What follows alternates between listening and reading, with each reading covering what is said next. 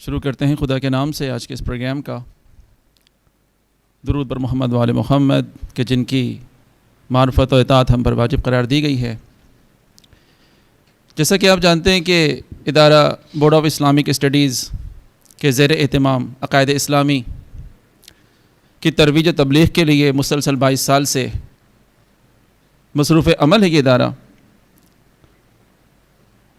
اور اسی سلسلے کی مختلف کڑیوں میں ایک کڑی یہ ہے کہ مختلف ایسے موضوعات جو کلاس کے مخصوص حالات اور وقت کی محدودیت کی وجہ سے کلاس روم میں صحیح طرح سے کم حق ڈسکس نہیں کیے جا پاتے، تو ان کے لیے الگ سے یہ سیشن رکھے جاتے ہیں مختلف فارمیٹ میں، talk show, seminar, symposium etcetera. اور آج کے موضوع کے متعلق آپ کو آگاہی ہے کہ آج کا موضوع نظام ولایت فقیہ ہے۔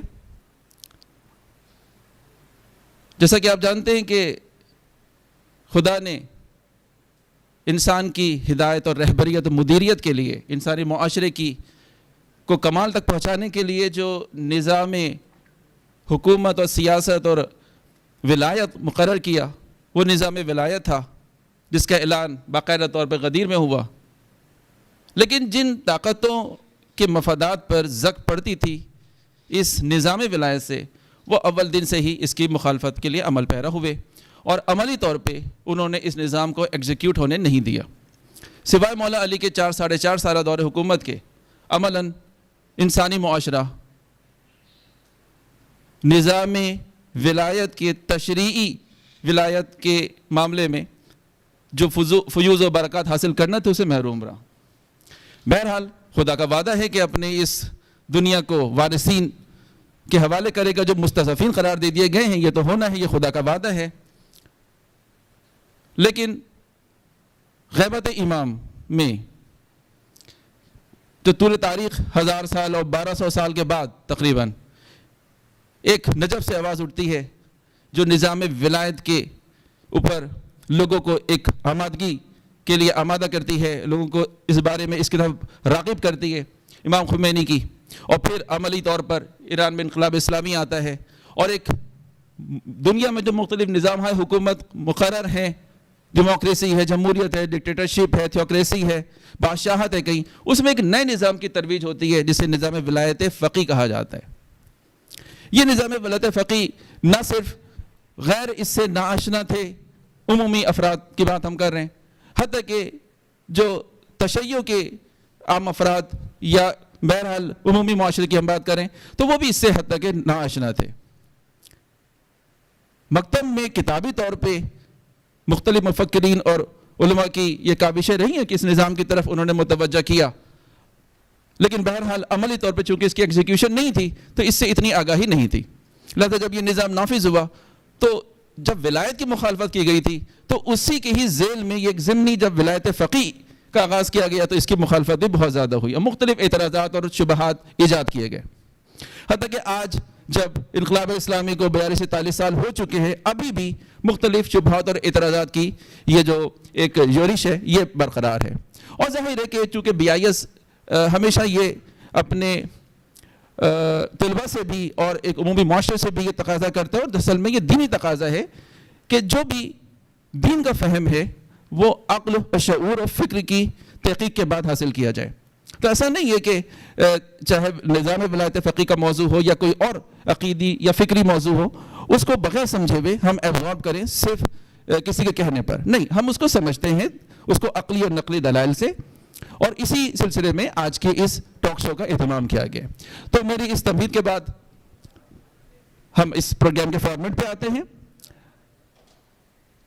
ہمارے BIS کے اساتید اس پروگرام کا حصہ ہوں گے، ہم نے ان کو مہمان کے طور پہ بلایا ہے، جو کہ اس موضوع پہ مختلف سوالات جو ہم کریں گے وہ اس پہ جو ہے جوابات دیں گے، اور اپنی فکر سے اور اپنی تحقیق سے آپ کو آگاہ کریں گے۔ آپ شرکا سے بھی یہ درخواست ہے کہ اگر آپ کوئی سوال کرنا چاہیں تو ہمارے والنٹیئرز کو کسی پیپر پہ لکھ کے دے سکتے ہیں، اور ان میں سے کچھ چنیدہ کوئسچنز کو بھی ہم اس ٹاک شو میں شامل کریں گے۔ ہمارے آج کے مہمان گرامی ہیں प्रोफेसर डॉक्टर जाहिद अली जाहिदी, जो किसी तारुफ के मोहताज नहीं है, हम उनको दावत देंगे। और आगा ज़ैकन अब्बास, हम शुक्रगुजार हैं आगा ज़ैकन अब्बास के और प्रोफेसर डॉक्टर जाहिद अली जाहिदी के कि वह इस प्रोग्राम में अपनी तमाम मसरूफियात के बावजूद शरीक हुए। चूँकि मौजू काफ़ी मुतनव्वो है, काफ़ी डिटेल मौजू है, लिहाजा वक्त की क़ैद भी है कि हमें अपने वक्त मुकर्रर पर ख़त्म भी करना है। तो बग़ैर किसी मज़ीद तमहीद के मैं इस बहस का या इस टॉपिक का आगाज़ करना चाहूँगा और इसके लिए प्रोफेसर डॉक्टर जाहिद अली जाहिदी से दरख्वास्त करूँगा कि कुछ सवालात जो इस निज़ाम विलायत फ़क़ीह से मुताल्लिक़ हैं वो हम इनसे स्टार्ट करते हैं। देखिए, निज़ाम विलायत फ़क़ीह एक निज़ाम हुकूमत है। अब इस वक्त दुनिया में मुख्तलिफ निज़ाम राइज हैं। हमारे पाकिस्तान में जैसे भी सही, लेकिन कहा जाता है कि जमहूरियत राइज है, और कहा जाता है कि जमहूरियत को अगर उसकी सही स्पिरिट के साथ नाफिज कर दिया जाए तो कम से कम जैसे कि यूरोप और मगरबी माशरे में जो मादी तरक्की में नज़र आती है, जो इल्मी तरक्की नज़र आती है, जो माशी तौर पर वो मजबूत हैं और वो अपने कम से कम जो मादी मसाइल काफ़ी हद तक हल कर चुके हैं। और जबकि हम दूसरी तरफ पाकिस्तान में देखते हैं कि अभी हम मुख्तलिफ बहरानों में घिरे हुए हैं, तो उसके लिए एक आर्गूमेंट पेश किया जाता है कि आपके यहाँ पॉलिटिकल स्टेबिलिटी नहीं है। हम सपोज करते हैं कि हम सही स्पिरिट के साथ ये स्टेबिलिटी लेके आ जाते हैं, तो क्या जमहूरियत का निज़ाम, क्या हमारी इस मुल्क की तरक्की, माशरे की तरक्की का ज़ामिन हो सकता है? क्या हम अफराद, अभी वैसे भी इलेक्शन होने वाले हैं, अल्लाह करे हो ना हो वो तो हमें नहीं मालूम, लेकिन लोगों की ज़हन इस तरह मुतवज्जह है कि वो जाके वोट देंगे और एक जमहूरियती निज़ाम में वो शरीक होंगे। तो बुनियादी सवाल मेरा डॉक्टर जाहिदी से ये होगा कि विलायत फ़क़ीह का नज़रिया कि क्या अहमियत ज़रूरत है जब अगर हम जमहूरियत के ही निज़ाम में वो चीज़ें हासिल कर लें जो लोगों को मादी तौर पर इस दुनिया में चाहिए होती हैं। जी डॉक्टर जाहिदी। बिस्मिल्लाहिर्रहमानिर्रहीम। बहुत शुक्रिया। सबसे पहले तो मैं शहज़ादी कौनैन जनाब सैयदा सलाम अलैहा की शहादत की मुनासबत से आप तमाम ख़वातीन व हज़रात, मोमिन व मोमिनात की खिदमत में ताज़ियत पेश करता हूँ और हम सब अपनी जानिब से अपने ज़माने के इमाम की खिदमत में हदिया ताज़ियत पेश करते हैं और वली अमर मुस्लिमीन बर-ए-मुअज़्ज़म हज़रत आयतुल्लाह उल-उज़्मा सैयद अली ख़ामेनी की खिदमत में भी ताज़ियत पेश करते हैं। अच्छा, देखिए, आपका जो सवाल है ज़ाहिर है कि शुरू करने के लिए बहुत मुनासिब सवाल है, लेकिन दो तीन बुनियादी बातें हैं जिनसे मैं आगाज़ करूं कि जब हम ये बात करते हैं कि माशरे में ये मसाइल हैं और इसका हल होना चाहिए और लोगों के हुकूक़ मिलने चाहिए, जो बुनियादी चीज़ें हैं तालीम, रोज़गार, सेहत, ये लेकिन एक सानवी बात है।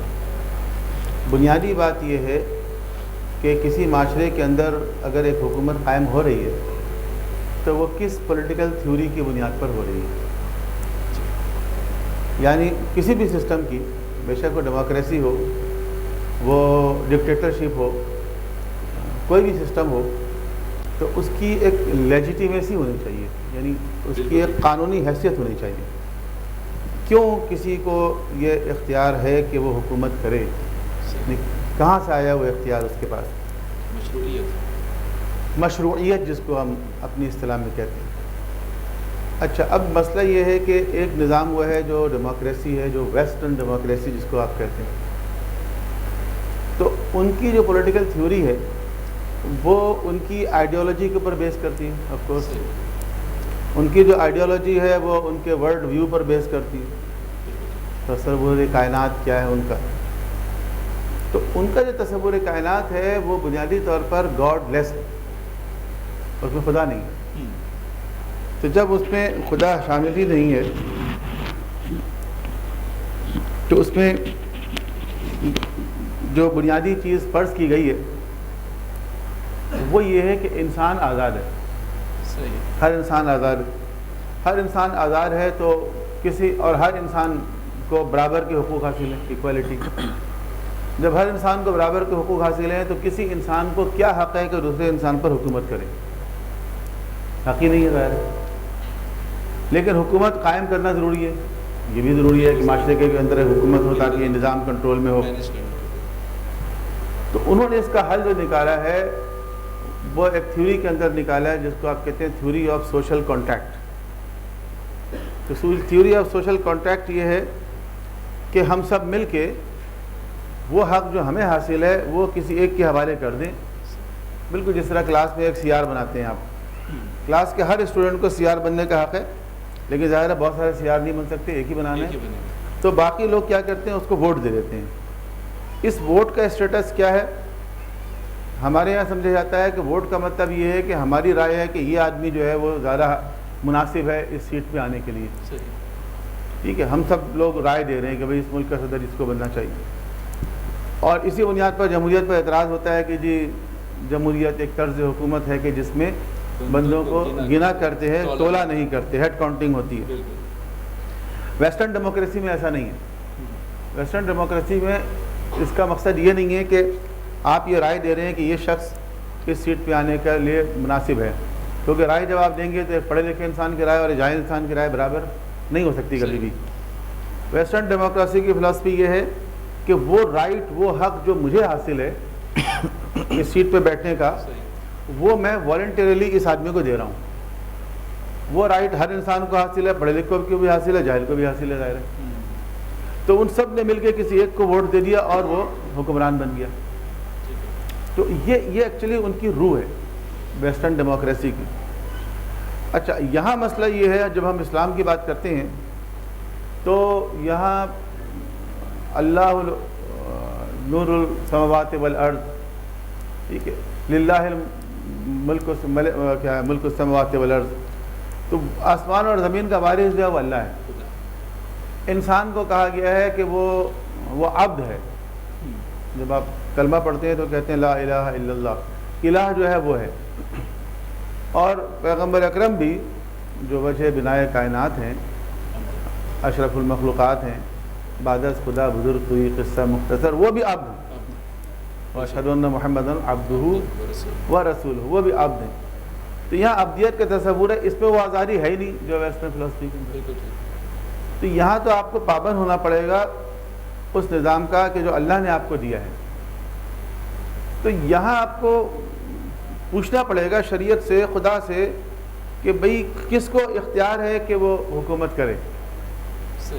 یہ تو ثانوی بات ہے کہ مسائل حل ہو رہے ہیں یا نہیں ہو رہے ہیں, غربت ہے یا جہالت ہے یا بیماری ہے یا بے روزگاری ہے, اگر یہ سب چیزیں پرووائڈ ہو جاتی ہیں, ایک ڈکٹیٹرشپ میں بھی یہ سب چیزیں پرووائڈ ہو جاتی ہیں, تو دنیا ڈکٹیٹرشپ کو اتنا برا کیوں سمجھتی ہے؟ تو بات لیجیٹیمیسی کی ہے کہ کوئی بھی سسٹم آپ بناتے ہیں کسی بھی ریاست کے لیے, اس کی قانونی حیثیت کیا ہے, اسلامی اصطلاح میں ہم کہیں گے شرعی حیثیت کیا ہے, اس کی مشروعیت کیا ہے. تشیع میں اس کی مشروعیت جو ہے اس کو کہتے ہیں ہم ولایت. ولایت سے مراد خدا کی ولایت, رسول کی ولایت, امام کی ولایت. تو زمانہ غیبت میں بھی کسی صاحب ولایت کو ہونا چاہیے تاکہ وہ سارے جو اتھارٹیز ہیں وہ ایگزیکیوٹ ہو سکیں زمانے غیبت میں بھی. بات لمبی ہو گئی, سوری, لیکن چونکہ پہلا سوال تھا اور بڑا تھیوریٹیکل تھا اس لیے بات لمبی ہو گئی. جی, آپ کی ہی ان جوابوں سے ایک کوشچن ذہن میں آیا, اس سے آقا کی اجازت سے, آقا زرم کی, میں دوسرا سوال بھی آپ سے کروں گا کہ آپ نے ابھی کہا کہ ولایت جو ہے خدا کی ہے, رسول کی ہے, ائمہ کی ہے, لیکن آپ نے اپنے اس کلام کا آغاز میں ایک ٹرم استعمال کی, ولی امر مسلمین. تو اگر ائمہ یا نبی خدا کی ولایت کے کو یہاں ایگزیکیوٹ کرنے کے لیے رسپانسبل ہیں, وہ معصوم ہیں. ولی امر مسلمین, آپ ظاہر یقیناً آیت اللہ خامنہئی کی طرف اشارہ کر رہے ہیں. تو نام بھی لیا میں, جی آپ نے نام بھی لیا, تو اس میں ولی امر مسلمین کہنے میں کہیں یہ ذہن میں شائبہ یا شبہ پیدا نہیں ہوتا کہ آپ کیا کہتے ہیں ان کو معصومی کے درجے کی طرف تو نہیں لے کے جا رہے؟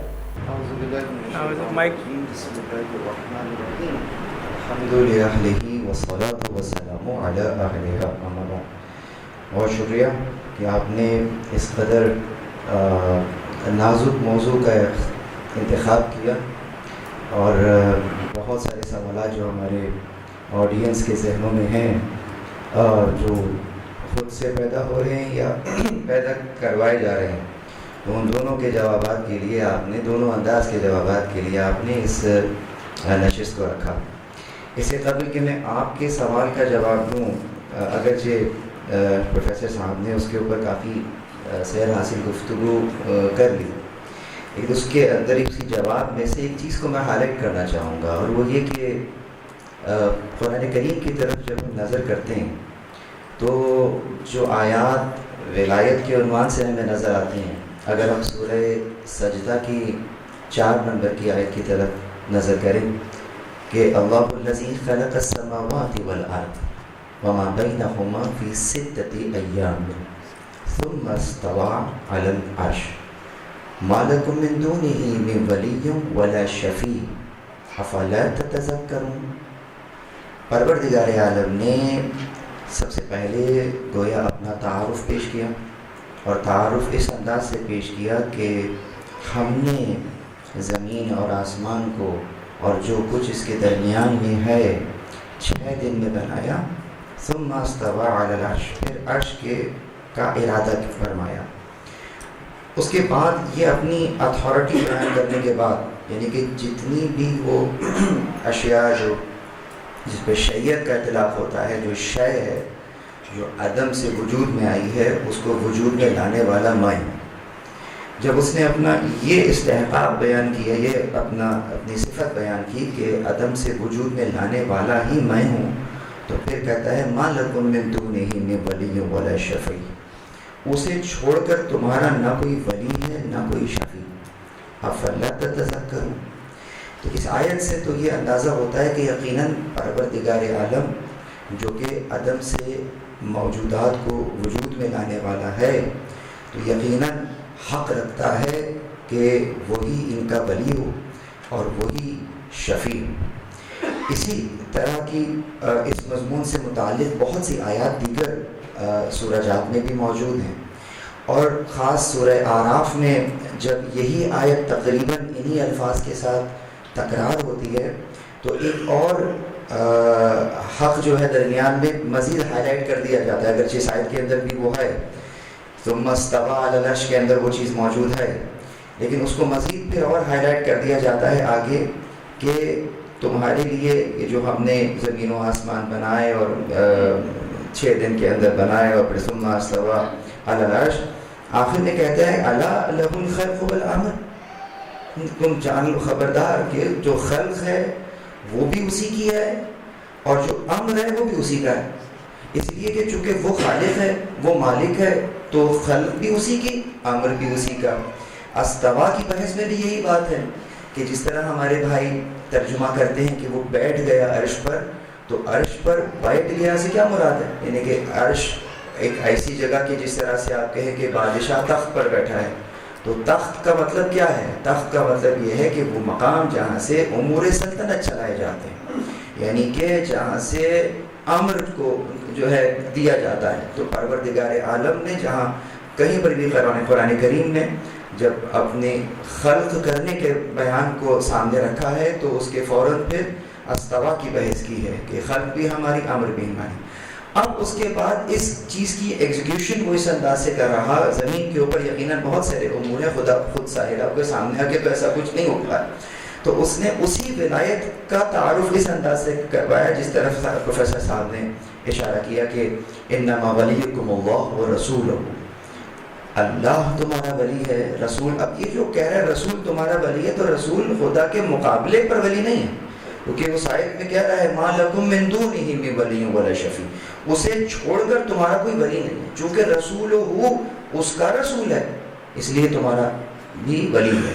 اسی طریقے سے پھر والذین آمنوا الذین یقیمون الصلاۃ ویؤتون الزکاۃ وہم راکعون، اس کے بعد تیسرے انداز کی ولایت کو سامنے رکھتا ہے۔ تو یہ خدا نخواستہ ایسا نہیں ہے کہ جناب اللہ کی ولایت یہاں سے یہاں تک ہے اور پھر یہاں سے پھر رسول کی ولایت شروع ہو گئی اور پھر یہاں سے علی کی ولایت شروع ہو گئی، ایسا نہیں ہے کہ علی جو ہے وہ ولایت رکھتے ہیں کہ جو کہ رسول اللہ کے بعد ان کے مقابلے پر شروع ہو جاتی ہے، نہیں، ولایت اصلاً خدا کی ہے۔ اب اگر اصلاً خدا کی ولایت ہے تو اس کا نفاذ زمین میں کون کرے گا؟ اس کا نمائندہ کرے گا. کیوں؟ ایک لمحے کے لیے بھی زمین حکم خدا سے کے نفاذ سے خالی نہیں رہ سکتی ہے. تو اس کے رسول یہ جو ہے وہ کام کرے گا. یعنی کہ رسول کے لیے وہ ولایت ثابت ہے یا نہیں ہے؟ کیا رسول اللہ ہے؟ نہیں ہے. تو یہ بحث وہاں کیوں نہیں ہوتی ہے کہ اللہ تو نہیں ہے، وہ اللہ کو کرنا چاہیے تھا، یہ کیوں کر رہا ہے؟ اگر وہ سمجھ میں آ رہا ہے اور اس کے بعد پھر ان کے اوصیاء سمجھ میں آ رہے ہیں تو وہاں پر یہ والا سوال کیوں نہیں ہوتا کہ وہ رسول تو نہیں ہے، وہ یہ کام کیوں کر رہے ہیں؟ تو وہاں یہ سوال نہیں اٹھتا. وہاں اسی لیے نہیں اٹھتا کہ جو یہ کر رہے ہیں یہ حکم خدا ہے، یہ حکم رسول اللہ ہے. وہ حکم رسول اللہ خود ان کا ذاتی حکم نہیں ہے، وہ خدا کا حکم ہے. تو جو اتھارٹی رکھتے ہیں وہ وہی ہیں جو پروردگار عالم کی طرف سے ہی ان کو دی ہے. بالکل. اب اسی تسلسل میں اگر آتے ہیں تو ائمہ معصومین اگر اپنے کسی نمائندے کو کسی جگہ پر بھیج دیں تو اب سوال ہوگا کہ وہ کون سی ولایت رکھتا ہے. تو وہ اب سوال جیسے پہلے نہیں ہوا تھا تو یہاں پر بھی یوں ہی نہیں ہوگا کہ اب ہم اسے نہیں دیکھیں گے. یقیناً جو حکم ہے وہ اس کا ذاتی حکم نہیں ہے، حکم خدا ہے. اس کو نافذ کرنے کے لیے اسے جو ہے وہ مقرر کیا جا رہا ہے. نہ فقط یہ کہ ائمہ معصومین نے اپنی زندگیوں میں مقرر کیا بلکہ 10ویں امام نے تو پورے ایک نظام کو تشکیل دیا ہے اور اپنے سفیروں کو مختلف مقامات کے اوپر جو ہے وہ بھیجا گیا ہے. اگر چھٹے امام سے بات کو شروع کر دیتے ہیں تو ہمیں محمد بن مسلم کا نام نظر آتا ہے. کہتے ہیں محمد تم بیٹھو مسجد میں، لوگوں کے مسائل حل کرو. تو مسجد میں بیٹھ کر وہ شکیات نماز تھوڑی بتاتے تھے، فقط مسجد میں بیٹھ کر وہ لوگوں کے مسائل، کون سے لوگوں کے مسائل ہوں گے؟ یقیناً جہاں پر فیصلہ ہوگا، جہاں پر لوگ اپنا نظر لے کر آئیں گے وہاں پر وہ فیصلہ کر دیں گے. تو ان کا جو حکم ہوگا وہ کس کا حکم ہوگا؟ یقیناً چونکہ امام کا اعتماد ہے ان کے اوپر، وہاں نام لے کر وہ جو ہے بھیجا گیا ہے انہیں، تو وہ جو حکم دیں گے وہ وہی حکم ہوگا جو حکم خدا ہوگا. اور اس کے پیچھے اتھارٹی امام کی اس انداز سے ہوگی کہ انہوں نے نام لے کر انہیں وہاں بھیج دیا. بس اس طرف تو ہمیں نظر آیا کہ نام لے کر بھیج دیا. پھر ایک وقت ایسا آ رہا ہے کہ امام اب کسی کا نام نہیں لے رہے اور وہاں نام لینے کے بجائے اب صفات کا بیان کر رہے ہیں کہ فَأَمَّا مَنْ كَانَ مِنَ الْفُقَهَاءِ سُعَيْنَ لِنَفْسِهِ، حدیث آپ کو ماشاءاللہ یاد ہے. تو وہ جو کہ اپنے نفس کی حفاظت کرتا ہے، جو کہ اپنے دین کی محافظ ہے، جو اپنی خواہشات کی مخالفت کرتا ہے. اب یہاں پر من کہہ کر انہوں نے کسی کو مشخص نہیں کیا، نام نہیں لے رہے، صفات بیان کر رہے ہیں. یہیں پر تیسری بات آ جاتی ہے کہ جس طرح آپ نے مشروعیت کی بات کی تھی، مشروعیت کے ساتھ پھر ایک دوسری چیز آ جائے گی، مقبولیت. مطلب کہ اب یہ صفات انہوں نے بیان کر دی ہیں، اب میرا کام ہے میں دیکھوں یہ صفات کہاں ہیں.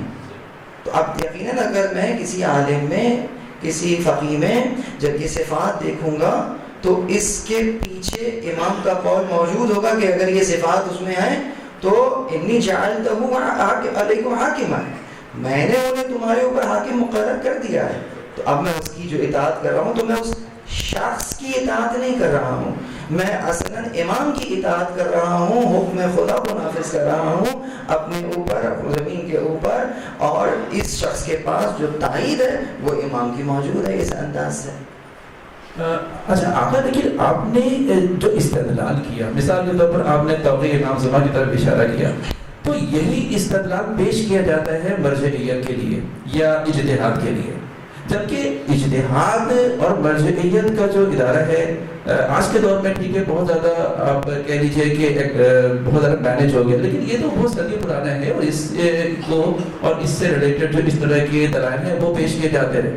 لیکن اجتہاد ایک سے زیادہ مجتہد کر سکتے ہیں ایک ہی وقت میں، ٹھیک ہے. اور آج بھی اس دور میں اگر فقیہ اور مرجع موجود ہیں اور مجتہد موجود ہیں جن کے مختلف مقلدین ہوتے ہیں، لیکن اس میں جو بحث کر رہے ہیں وہ نظام حکومت سیاست پہ کر رہے ہیں. تو یہ جو آپ نے استدلال پیش کیا ہے یہ ذرا سا ایک شبہ ہو سکتا ہے کہ آپ تقلید والے معاملے کو ادھر تو لے کے نہیں آ رہے. نہیں، میں نے اپنی پوری جو اسکرپٹ میں تقلید کا نام نہیں لیا. ابھی وہ اگر میں آتا اس پوری حدیث تک آتا تو آپ میں بل العوام ہے یا بلدہو، وہ وہاں پر آتا کہ عوام ان کی تقلید کریں. لیکن ہم نے جو اس حدیث سے ہی جو مقدمہ اس سے لے کر قائم کیا ہے وہ حکم خدا کا نفاذ ہے. یعنی کہ زمین پر ایک لمحے کے لیے بھی حکم خدا معطل نہیں ہو سکتا. اب جس طریقے سے ہم یہ کہیں گے کہ یقیناً وہ یہ کام کون کرے گا، تو اب اگر ہم کہیں کہ کیا ایک ملک کے اندر 2 وزیر اعظم یا 2 صدر ہو سکتے ہیں؟ خدا خود کہہ رہا ہے ایک طرف کہ اگر 2 خدا ہوتے تو تم دیکھتے کہ اس نظام میں فساد ہوتا.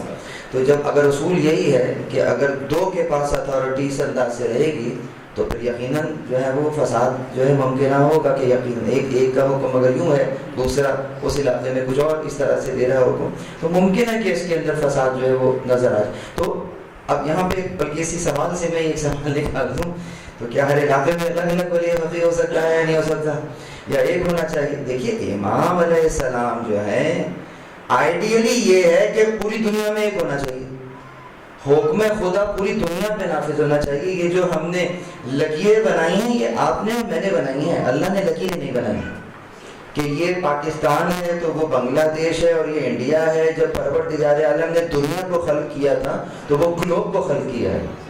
اس زمانے میں جب یہ احادیث بیان ہو رہی تھی کتنے ملک تو ایگزسٹ نہیں کرتے تھے، بعد میں بنے ہیں تمام کے تمام.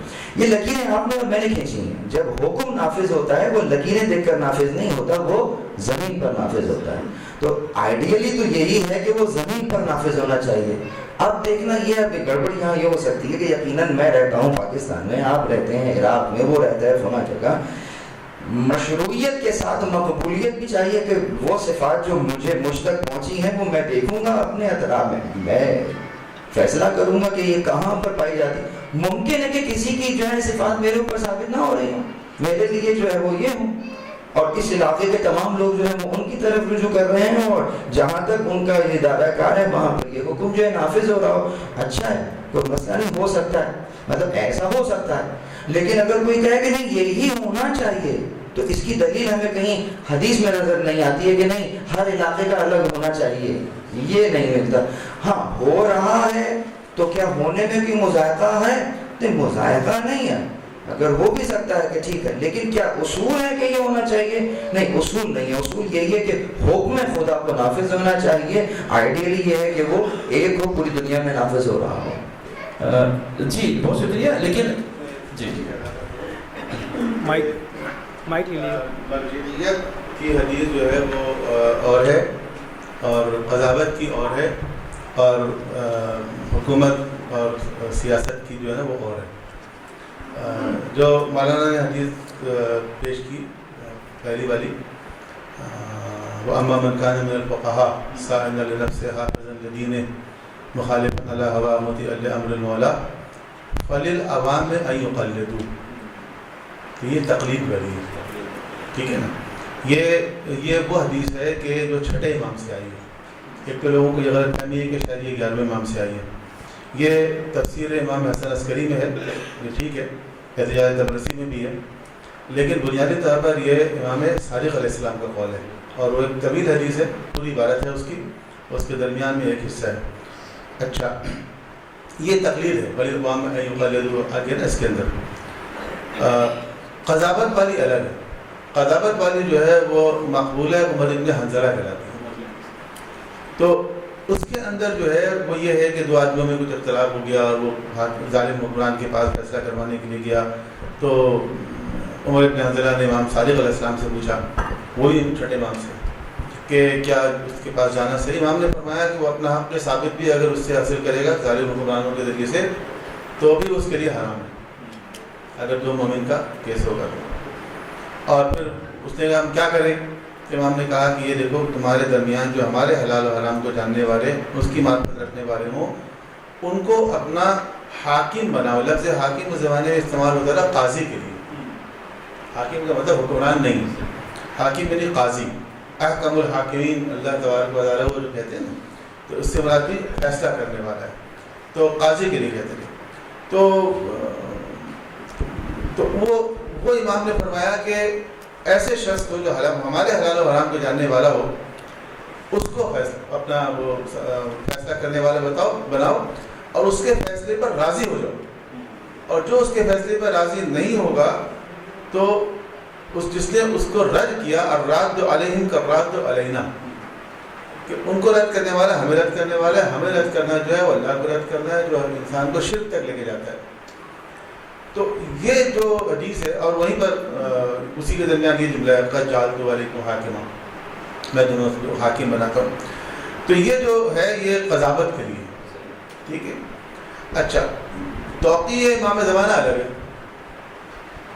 وہ ہے وہ اما الحوادث الواقعہ فرجعوا فیہا الی روات حدیث، ٹھیک ہے. تو یہ جو ہے نا اس میں خاص بات ہے حوادث الواقعہ. تو حوادث الواقعہ کا مطلب یہ ڈے ٹو ڈے افیئر ہے جو اچانک سامنے آتے ہیں. ٹھیک ہے، جیسے سامنے آ گیا مسئلہ غزہ میں جنگ شروع ہو گئی، یہ وہ نہیں ہے جو توزیع الوسائل والا ایک پورا پیکیج ہے. اس کے لیے تو پہلے سے پریکٹس ائمہ تعین کے زمانے میں جاری تھی. جیسا مولانا نے بیان کیا نا کہ ائمہ تعین نے خود ہی کہا، ابادی نے تغلیب سے کہا کہ اجلس پہ مجلس وقت الناس، مسجد میں بیٹھ کے لوگوں کا فتوا دو. یا محمد ابن مسلم کے لیے کہا کہ تمہارے علاقے میں محمد ابن مسلم ہے، اس سے جا کے کام لے لیا کرو. زکریا ابن آدم کے لیے کہا. تو یہ تو ائمہ تعین کے زمانے میں یہ پریکٹس تھی، یہ کوئی ایسی چیز نہیں تھی کہ جو زمانے غیبت میں سامنے آئی ہو. زمانے غیبت میں یہ سامنے آ رہی ہے چیز کہ لیڈرشپ کا کیا ہوگا. فقہی مسائل، شرعی مسائل، احکام شرعیہ علماء سے لینا ہے، فقہاء سے لینا ہے. It was established and in practice. تو there were no question about it. تو question تھا زمانے غیبت میں جو سامنے آیا. غیبت صغریٰ میں تو ٹھیک ہے 1 by 1 وہ نائبین خاص موجود تھے. اب جب لوگوں کو بھی پتا ہے، امام نے بیان کر دیا کہ اب اس کے بعد غیبت کبریٰ شروع ہوگی، تو اس وقت جو سوال آیا وہ یہ ہے کہ لیڈرشپ کا کیا ہوگا. تو وہ امر حوادث الواقعہ کا مطلب اسی ایشو کو ایڈریس کرنا ہے کہ جو ڈے ٹو ڈے سامنے آتے رہیں گے، اور وہ توزیع المسائل والے ایشو نہیں ہیں. اس پہ غور کیجیے. اچھا، لیکن آپ نے کہا کہ جو جیسے کہ حوادث الواقعہ کی ٹرم استعمال توقیع امام زمان میں، اور آپ نے اس کی تشریح کی، اور ہم نے کہا کہ قیادت کا مسئلہ جب درپیش ہوگا. لیکن یہاں پہ سوال یہ اٹھتا ہے، اور یہ باقاعدہ کافی معاشرے میں یہ لوگ اس اذہان میں بھی ہے کہ قیادت سے کیا مراد ہے، دینی قیادت. کیونکہ وہ کہتے ہیں کہ ایک طرف کچھ ایسی روایتیں ہیں کہ وہ غیبت امام میں کسی بھی تحریک کا ساتھ دینے سے منع کرتی ہیں. جب تک کہ امام ظہور نہ کریں آپ کسی بھی تحریک کا ساتھ نہ دیں جو کہ قیادت کی طرف، سیاست کی طرف جو ہے وہ اپنی طرف بلا رہی ہوں. دوسری بات یہ وہ کہتے ہیں کہ امام جو اپنے رہے مولا علی کی اس سے ولایت جو 4-4.5 سال رہی، اس کے بعد امام جو ہے انہوں نے تبلیغ کی، انہوں نے لوگوں کو دینی احکام بتائے، انہوں نے لوگوں کی جو شرعی وظائف ہیں ان کی طرف متوجہ کیا، منکرات سے بچایا. تو یہی ایک فقیہ کرے، یہی ایک دینی قیادت کرے. دینی قیادت سے انکار نہیں کرتے کہ دینی قیادت بالکل لوگوں کو کیا کہتے ہیں اسلام کی طرف اور شریعت کی طرف بلائیں، منکرات سے روکے. ان کا سیاست سے کیا تعلق ہے؟ This is actually the secular interpretation of imamat and nabuwat as well. تو ایک سیکولر انٹرپریٹیشن یہی ہے کہ امام اسی لیے آئے ہیں جو نماز، روزہ، حج، زکوٰۃ، فلاں، فاتحہ، درود، دعائیں لینا، جی یہ ان چیزوں کے لیے. اچھا، جبکہ غدیر میں کس چیز کا اعلان ہوا؟ علی علیہ السلام سے کیا چیز چھین لی گئی تھی جس پر آج تک آپ واویلا کر رہے ہیں؟ ان کا علم چھینا گیا تھا، ان کا تقویٰ چھینا گیا، ان کی شجاعت چھین لی گئی تھی، ان کی صحابت چھین لی گئی تھی. یہ چیزیں چھیننے والی تو نہیں ہیں. معاشرے کی قیادت اور رہبریت چھینی گئی نا. معاشرے کی قیادت اور رہبریت، لیڈرشپ کسی اور کے پاس چلی گئی، ٹھیک ہے، علم کسی اور کے پاس نہیں گیا. تو وہ جو غدیر میں اعلان ہوا تھا، یا جس کو اردو نے فرمایا من کنت مولا، جو میرا اسٹیٹس ہے وہی ان کا اسٹیٹس ہے. تو اللہ کے رسول کا اسٹیٹس کیا تھا؟ مدینے میں آپ نے کیا کیا؟ ایک اسلامی حکومت قائم کی، قوانین کا نفاذ کیا.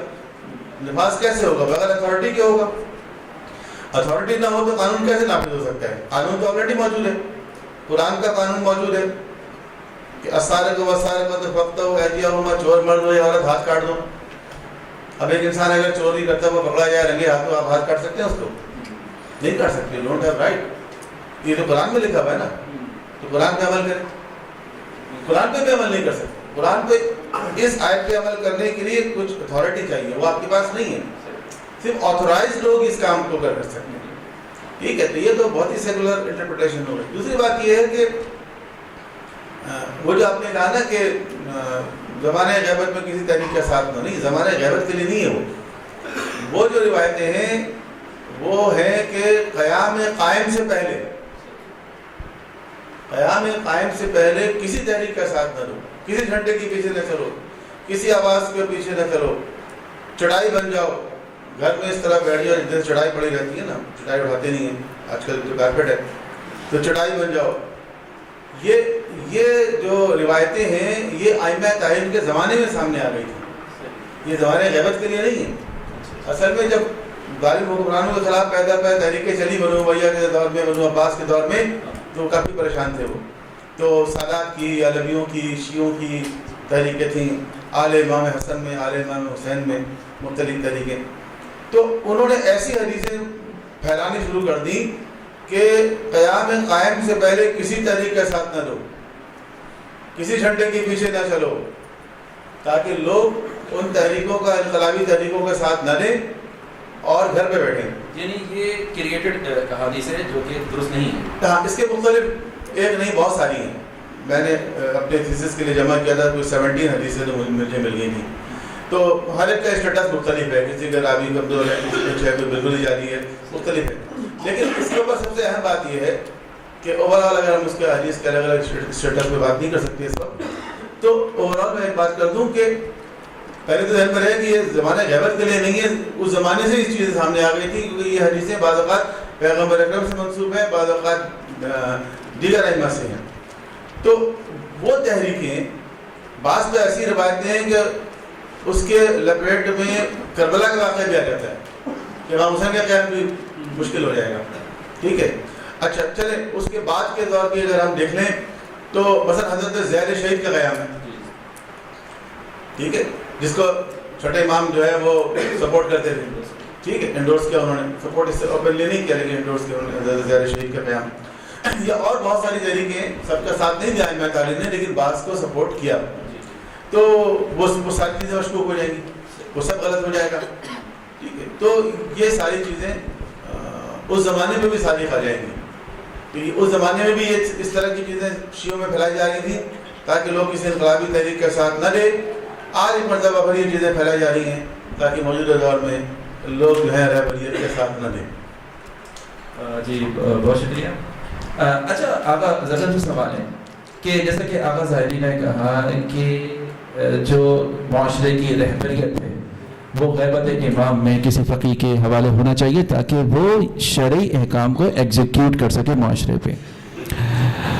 اچھا یہ ایگزیکیوشن اگر غیبت امام میں ولی فقیہ کر رہا ہے، اور جیسے کہ ایران میں اس کا نفاذ ہو گیا آج سے 40-42 سال پہلے، ہم سپوز کرتے ہیں کہ باقی ممالک میں بھی اس طرح کی تحریکیں اٹھیں ایران کی طرح، اور وہاں بھی ولایت فقیہ کا نظام نافذ ہو جائے. یہ الگ بات کہ وہ ایک ولی فقیہ ہو کہ جغرافیائی ہو، یہ ایک ہم تھوڑی دیر کے لیے الگ رکھ لیتے ہیں. تو وہ ولی فقیہ ایگزیکیوٹ کر دے گا اپنے ملک میں، یا کم سے کم جو اس کی جغرافیائی حدود ہیں اسلامی شریعت کے نفاذ کو. تو کیا ظہور امام کی پھر اہمیت یا ضرورت ختم نہیں ہو جاتی؟ کیونکہ امام نے بھی آگے یہی کام کرنا ہے، تو ولی فقیہ بھی یہی کام ہم اس کی سپورٹ کر رہے ہیں. اچھا وہ غیر معصوم ہے، اس میں ایک ضمنی سوال یہ پیدا ہوتا ہے کہ وہ کیا اس سارے ایگزیکیوشن کو جو کہ اسلامی شریعت کی مکمل اور کامل صورت ہے اس کو متحمل ہو سکتا ہے؟ اور پھر ظہور امام کی کیا ضرورت رہے گی؟ آقا زغران. دیکھیے آپ نے اس سے پہلے جو سوال کیا تھا، اس سوال کے جواب کا ایک ریشہ تو اسی میں موجود ہے کہ امام نے اپنے دور میں ہی اپنے نائبین کو مختلف علاقوں میں بھیجا ہے. تو اگر امام موجود ہیں تو ان کی ضرورت کیا تھی وہاں بھیجنے کی؟ امام خود ہی ایک جگہ بیٹھتے اور معجزے سے ہر آدمی کو جو بھی مسئلہ ہوتا یا کوئی بھی حکم نافذ کرنا ہوتا وہ فرشتے آتے اور ایک دم حکم نافذ کر دیتے سارے. تو امام تو خود اپنے دور کے اندر ایک نظام کی بات کر رہے ہیں. دیکھیے اگر معجزے سے دنیا چلنی ہوتی نا تو پھر کچھ بھی کرنے کی ضرورت نہیں تھی. تو جس طریقے سے چرند پرند اپنے وظائف پہ عمل کر رہے ہیں، جس طرح شہد کی مکھی اپنا شہد بنا رہی ہے، اپنے طریقے سے چل رہی ہے، تو انسان بھی پھر اسی طریقے سے چلتے رہتے ہیں.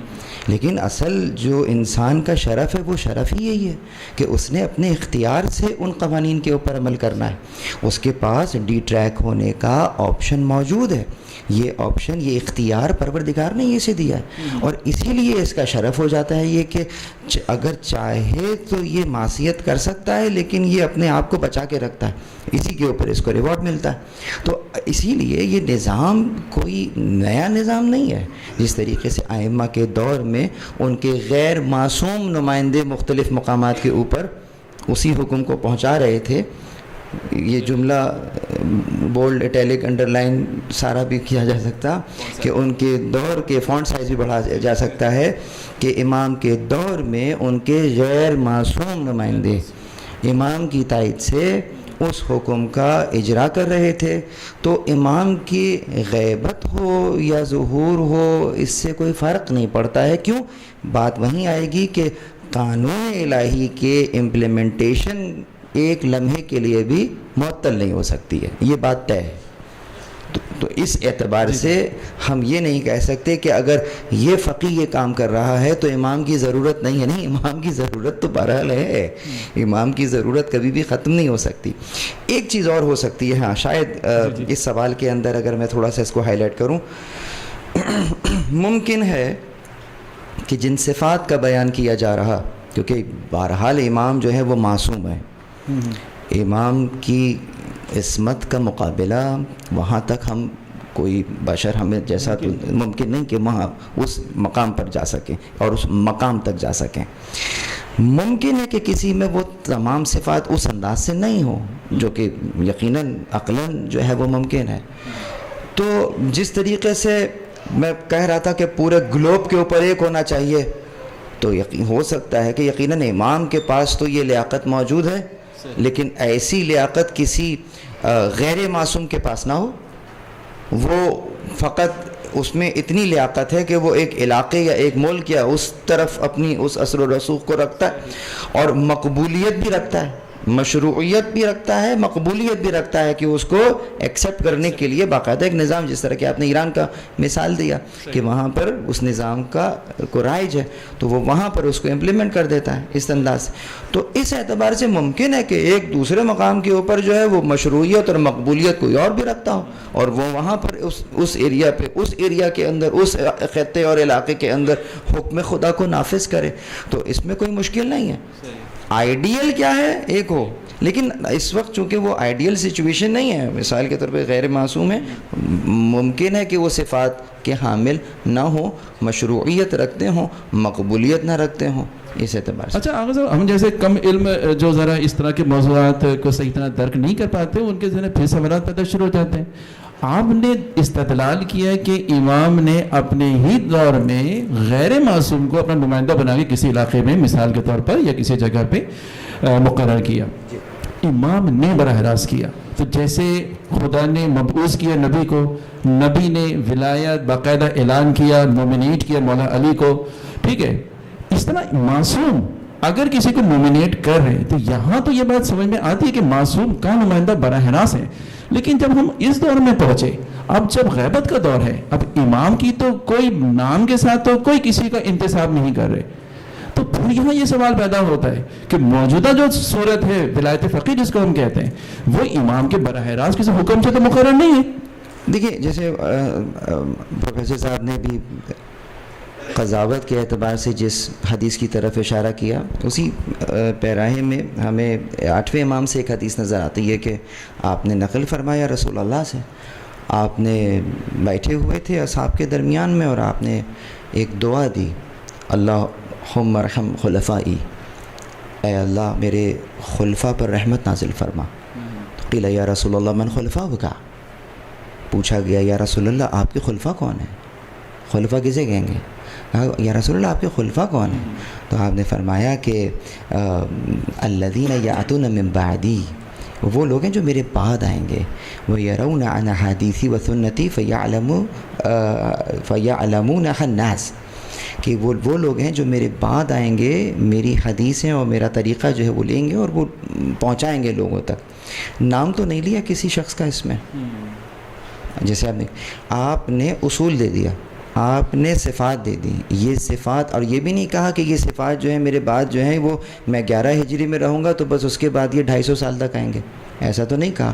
یہ اس میں جو ہے یہ جاری ہے آگے کہ میرے بعد آنے والے ہر وہ شخص کے جو پروردگار عالم کے بھیجے ہوئے نمائندے کے ان احکامات کو لے کر عوام الناس تک پہنچا رہا بطریق احسن، رسول اللہ کی تائید اس کے لیے موجود ہے. اس سے پہلے جو جس طرف ڈاکٹر صاحب نے اشارہ کیا، امام علیہ السلام کی تائید ان لوگوں کے لیے موجود ہے جن میں یہ صفات موجود ہیں. بات دیکھیں پلٹ کے وہیں آ جاتی ہے. ہم شاید کسی شخص میں پھنس رہے ہیں، کسی شخصیت میں پھنس رہے ہیں. شخصیت ایک الگ چیز ہے، ٹھیک ہے. ہم اس وقت جس سسٹم کی بات کر رہے ہیں، جس نظام کی بات کر رہے ہیں کہ حکم خدا سے خالی نہیں رہ سکتا ہے کوئی بھی علاقہ، کوئی بھی انداز. اور اگر ایسا ہے تو پروردگار عالم جہاں سورہ مائدہ میں جہاں اس نے کہا کہ افحکم الجاہلیہ یبغون، کہ یہ جاہلیت کا نظام چاہتے ہیں. وَمَنْ أَحْسَنُ مِنَ اللَّهِ حُكْمًا لِقَوْمٍ يُوقِنُونَ.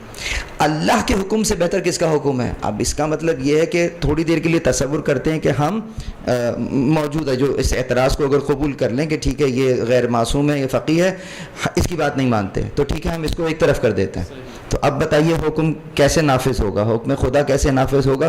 پہلے تو یہ بتائیے حکم خدا پتہ کیسے چلے گا آپ کو؟ ایک عام انسان کو حکم خدا تک پہنچنے کی رسائی کیا ہے اس کو تو معلوم بھی نہیں ہو چل سکے گا. تو اب پھر وہ نظام کون سا ہوگا جو امپلیمنٹ ہوگا؟ خدا کہے گا کیا جاہلیت کا نظام چاہو گے؟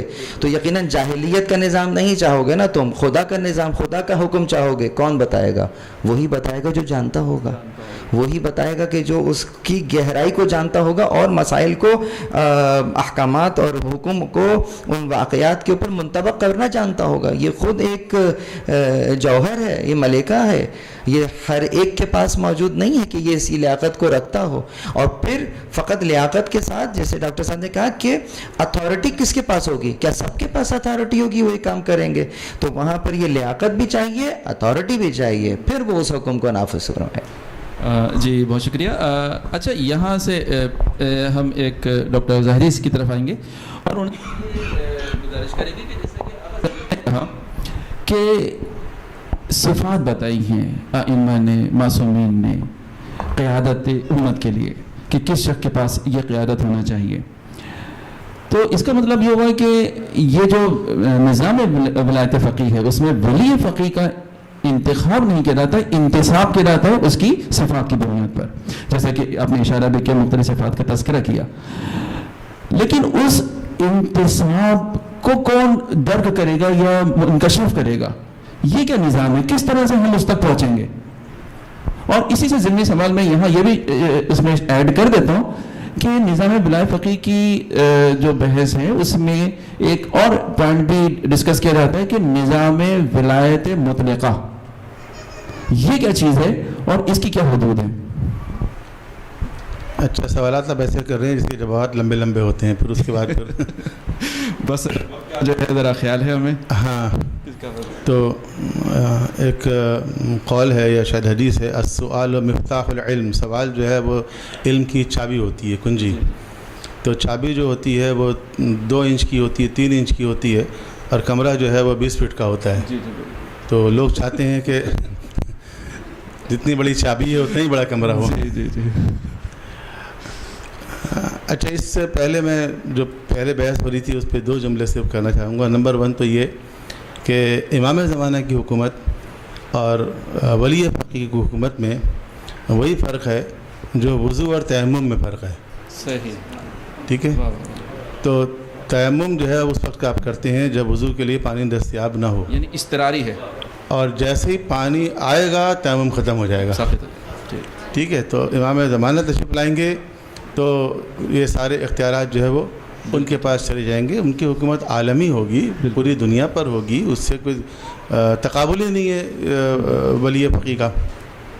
یہ تو ایک آلٹرنیٹ ہے کہ زمانہ غیبت میں اس طرح، اور یہ انہی کی طرف سے ہے چونکہ فَإِنَّهُمْ حُجَّتِي عَلَيْكُمْ، کہ وہ ہماری طرف سے تم پر حجت ہے، فانا حجت اللہ علیہم، اور ہم اللہ کی طرف سے ان پر حجت ہیں. صحیح.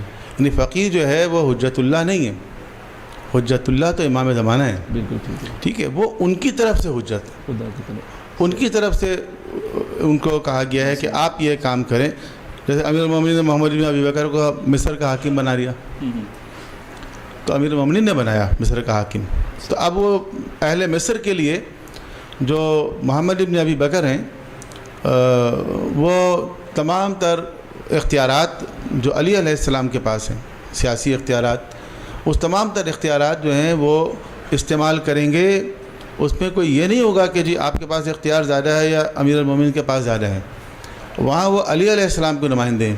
فرض کریں ایک شخص ایک جرم کرتا ہے، اس کو 100 کوڑے مارنے چاہیے. ٹھیک ہے، پیغمبر اکرم اگر کوڑے ماریں گے تو کتنے ماریں گے؟ 100. علی علیہ السلام 80، وہ بھی 100 ماریں گے. محمد بن ابی بکر ماریں گے تو وہ بھی 100 ہی ماریں گے. تو یہ وہ چیزیں ہیں جو ایک ہی جیسی ہیں، یہ وہ اختیارات ہیں جو برابر ہیں. اسی کو جو ہے ولایت مطلقہ فقیہ کہتے ہیں. یعنی وہ تمام ولایت جو پیغمبر کو حاصل ہیں وہی امام کو حاصل ہیں. زمانہ غیبت میں وہی اختیارات ایک ولی فقیہ کو حاصل ہیں، اپنے حدود میں رہتے ہوئے. یعنی جو ان کی ڈیوٹیز اور رسپانسبلٹیز ہیں، تو ان کی ڈیوٹی اور رسپانسبلٹی کیا ہے؟ احکام الہیہ کا نفاذ. ان تمام احکام کے نفاذ کے لیے جو اتھارٹی ان کو چاہیے، وہ اگر آپ ان کو نہیں دیں گے تو وہ اپنا کام کیسے کریں گے؟ وہ اسے ایگزیکیوٹ کیسے کریں گے؟ تو وہ اتھارٹی آپ کو دینی پڑے گی نا.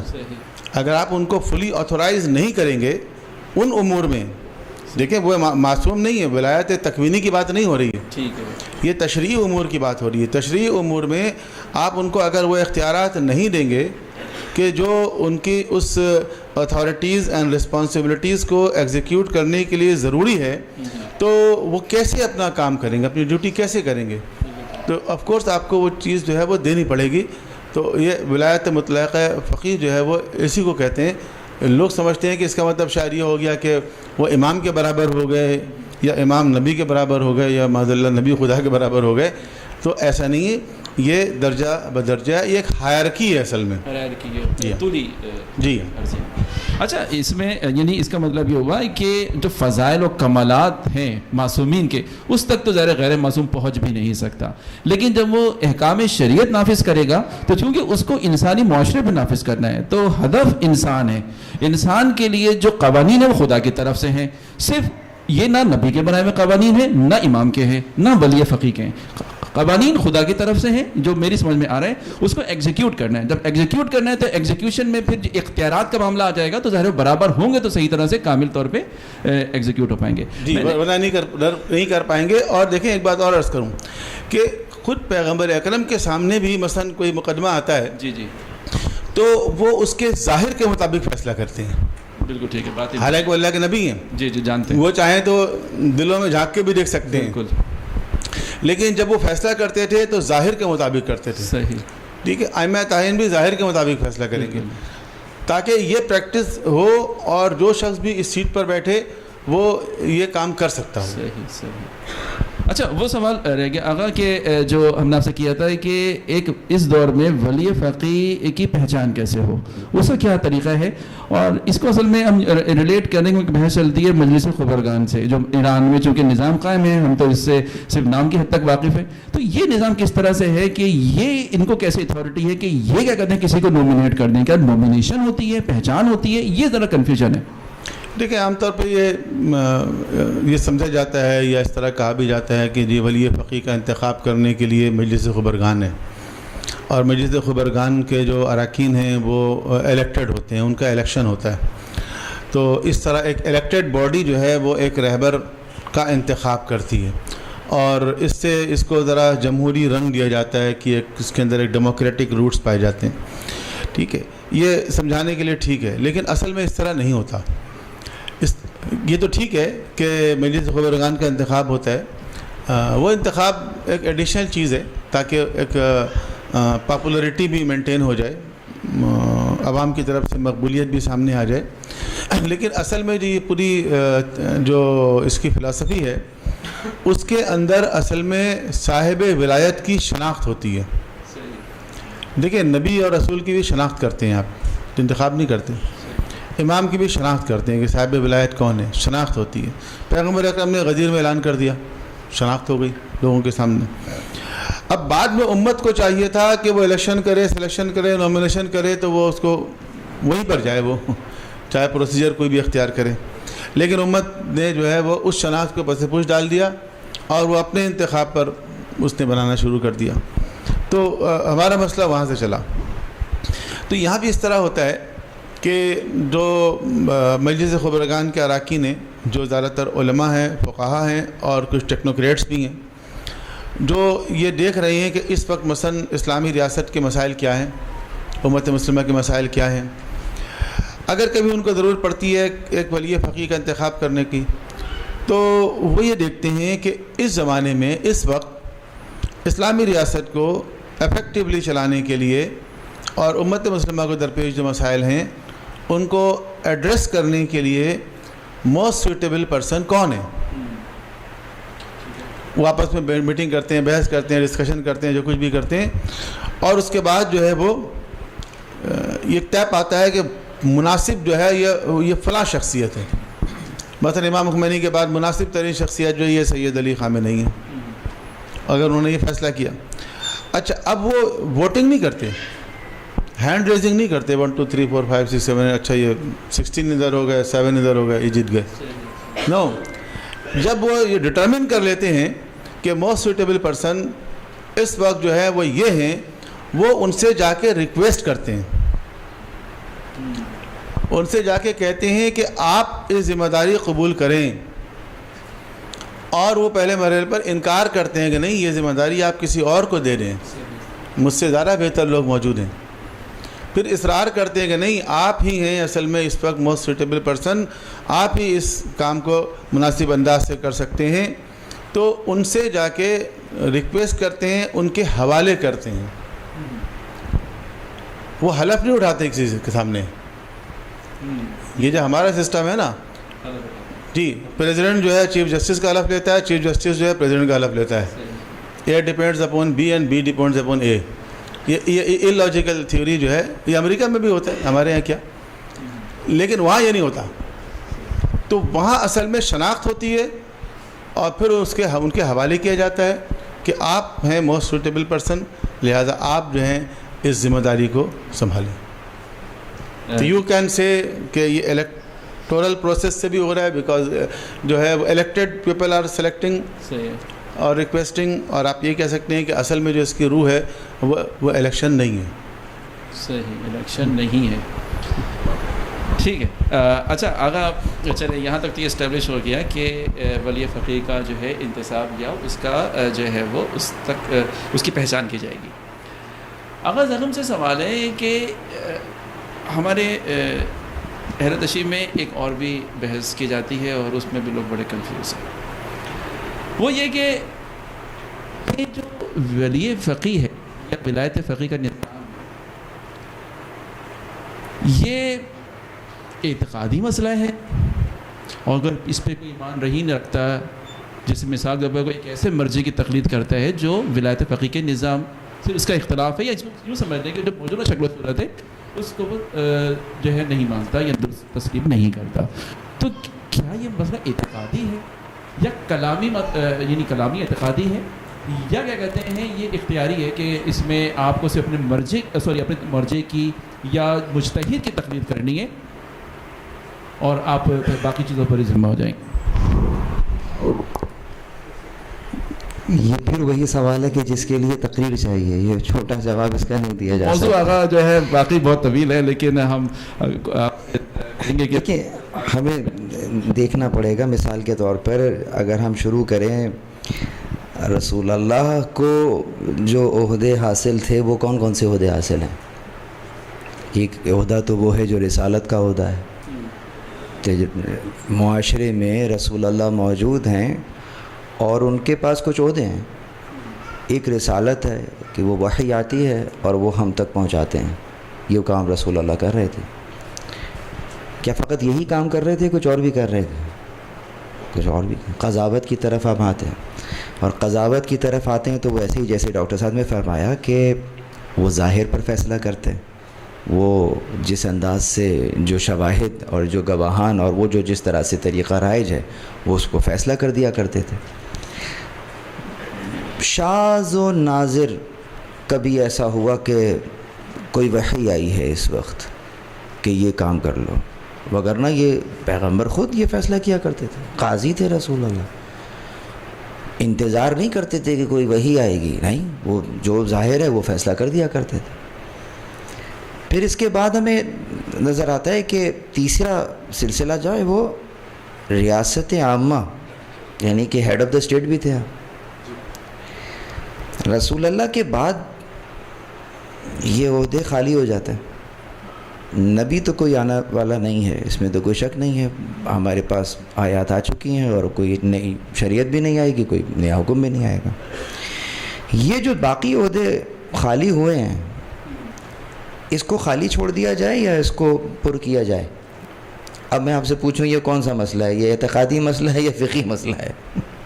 مطلب یہاں اس وقت ان سب باتوں سے ہٹ کر ایک عقلی مسئلہ ہے کہ ایک عہدہ خالی ہوا ہے تو اس کو یوں ہی چھوڑ دیا جائے۔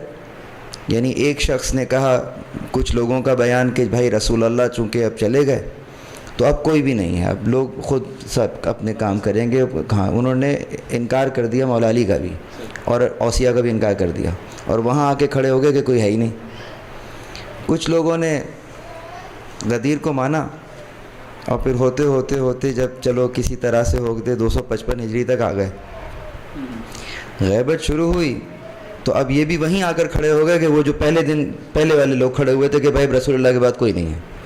تو بس فرق صرف اتنا ہے کہ وہ 250 سال پہلے ایک طرف کھڑے ہو گئے تھے کہ اب کچھ بھی نہیں ہے، اور یہ 250 سال کے بعد انہی کے ساتھ کھڑے ہو گئے کہ اب کچھ بھی نہیں ہے، اب بالکل چھٹی ہے، اب جب تک آپ چل کریں، آپ سٹ بیک اینڈ ریلیکس، جب آئیں گے امام تو پھر وہ دیکھیں، وہ جانیں، ان کا کام جانیں۔ اے موسیٰ تم جاؤ، تمہارا خدا جائے، وہ لڑیں، ہمیں صرف SMS کر دینا کہ جب وہاں پر کچھ ہو جائے تو ہم پہ ڈھول وول لے کر آ جائیں گے، ہمارا یہ کام رہ جائے گا۔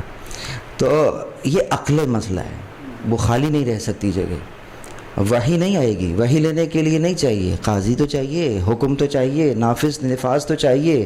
وہ کون ہوگا؟ تو رسول اللہ نے پہلے درجے میں خود مولا علی کو متعارف کرایا، یہ ہے میرے بعد رہبر ہے۔ غدیر کا جلسہ کوئی میلاد نہیں ہو رہا تھا کہ بس صرف بابا بابا ہو کر چلے گئے اور ثواب لے کے چلے گئے، کوئی مذہبی اعتقادی جلسہ نہیں تھا، وہ کلن سیاسی جلسہ تھا، اس میں کوئی دو رائے نہیں ہے۔ مولا علی کی ولایت کا مطلب، پھر ابھی وقت نہیں ہے کہ ولایت اور ولایت کی بات کی جائے، وہ ولایت کا اعلان تھا۔ ولایت کا مطلب ہی یہ ہوتا ہے رہبری، یعنی یہ تمہارے اوپر ولی ہے، تم اس کے ولی نہیں ہو، یہ تو تم پر اتھارٹی رکھتا ہے، ٹھیک ہے، تم اس کے اوپر اتھارٹی نہیں رکھتے ہو، اس بات کا اعلان تھا۔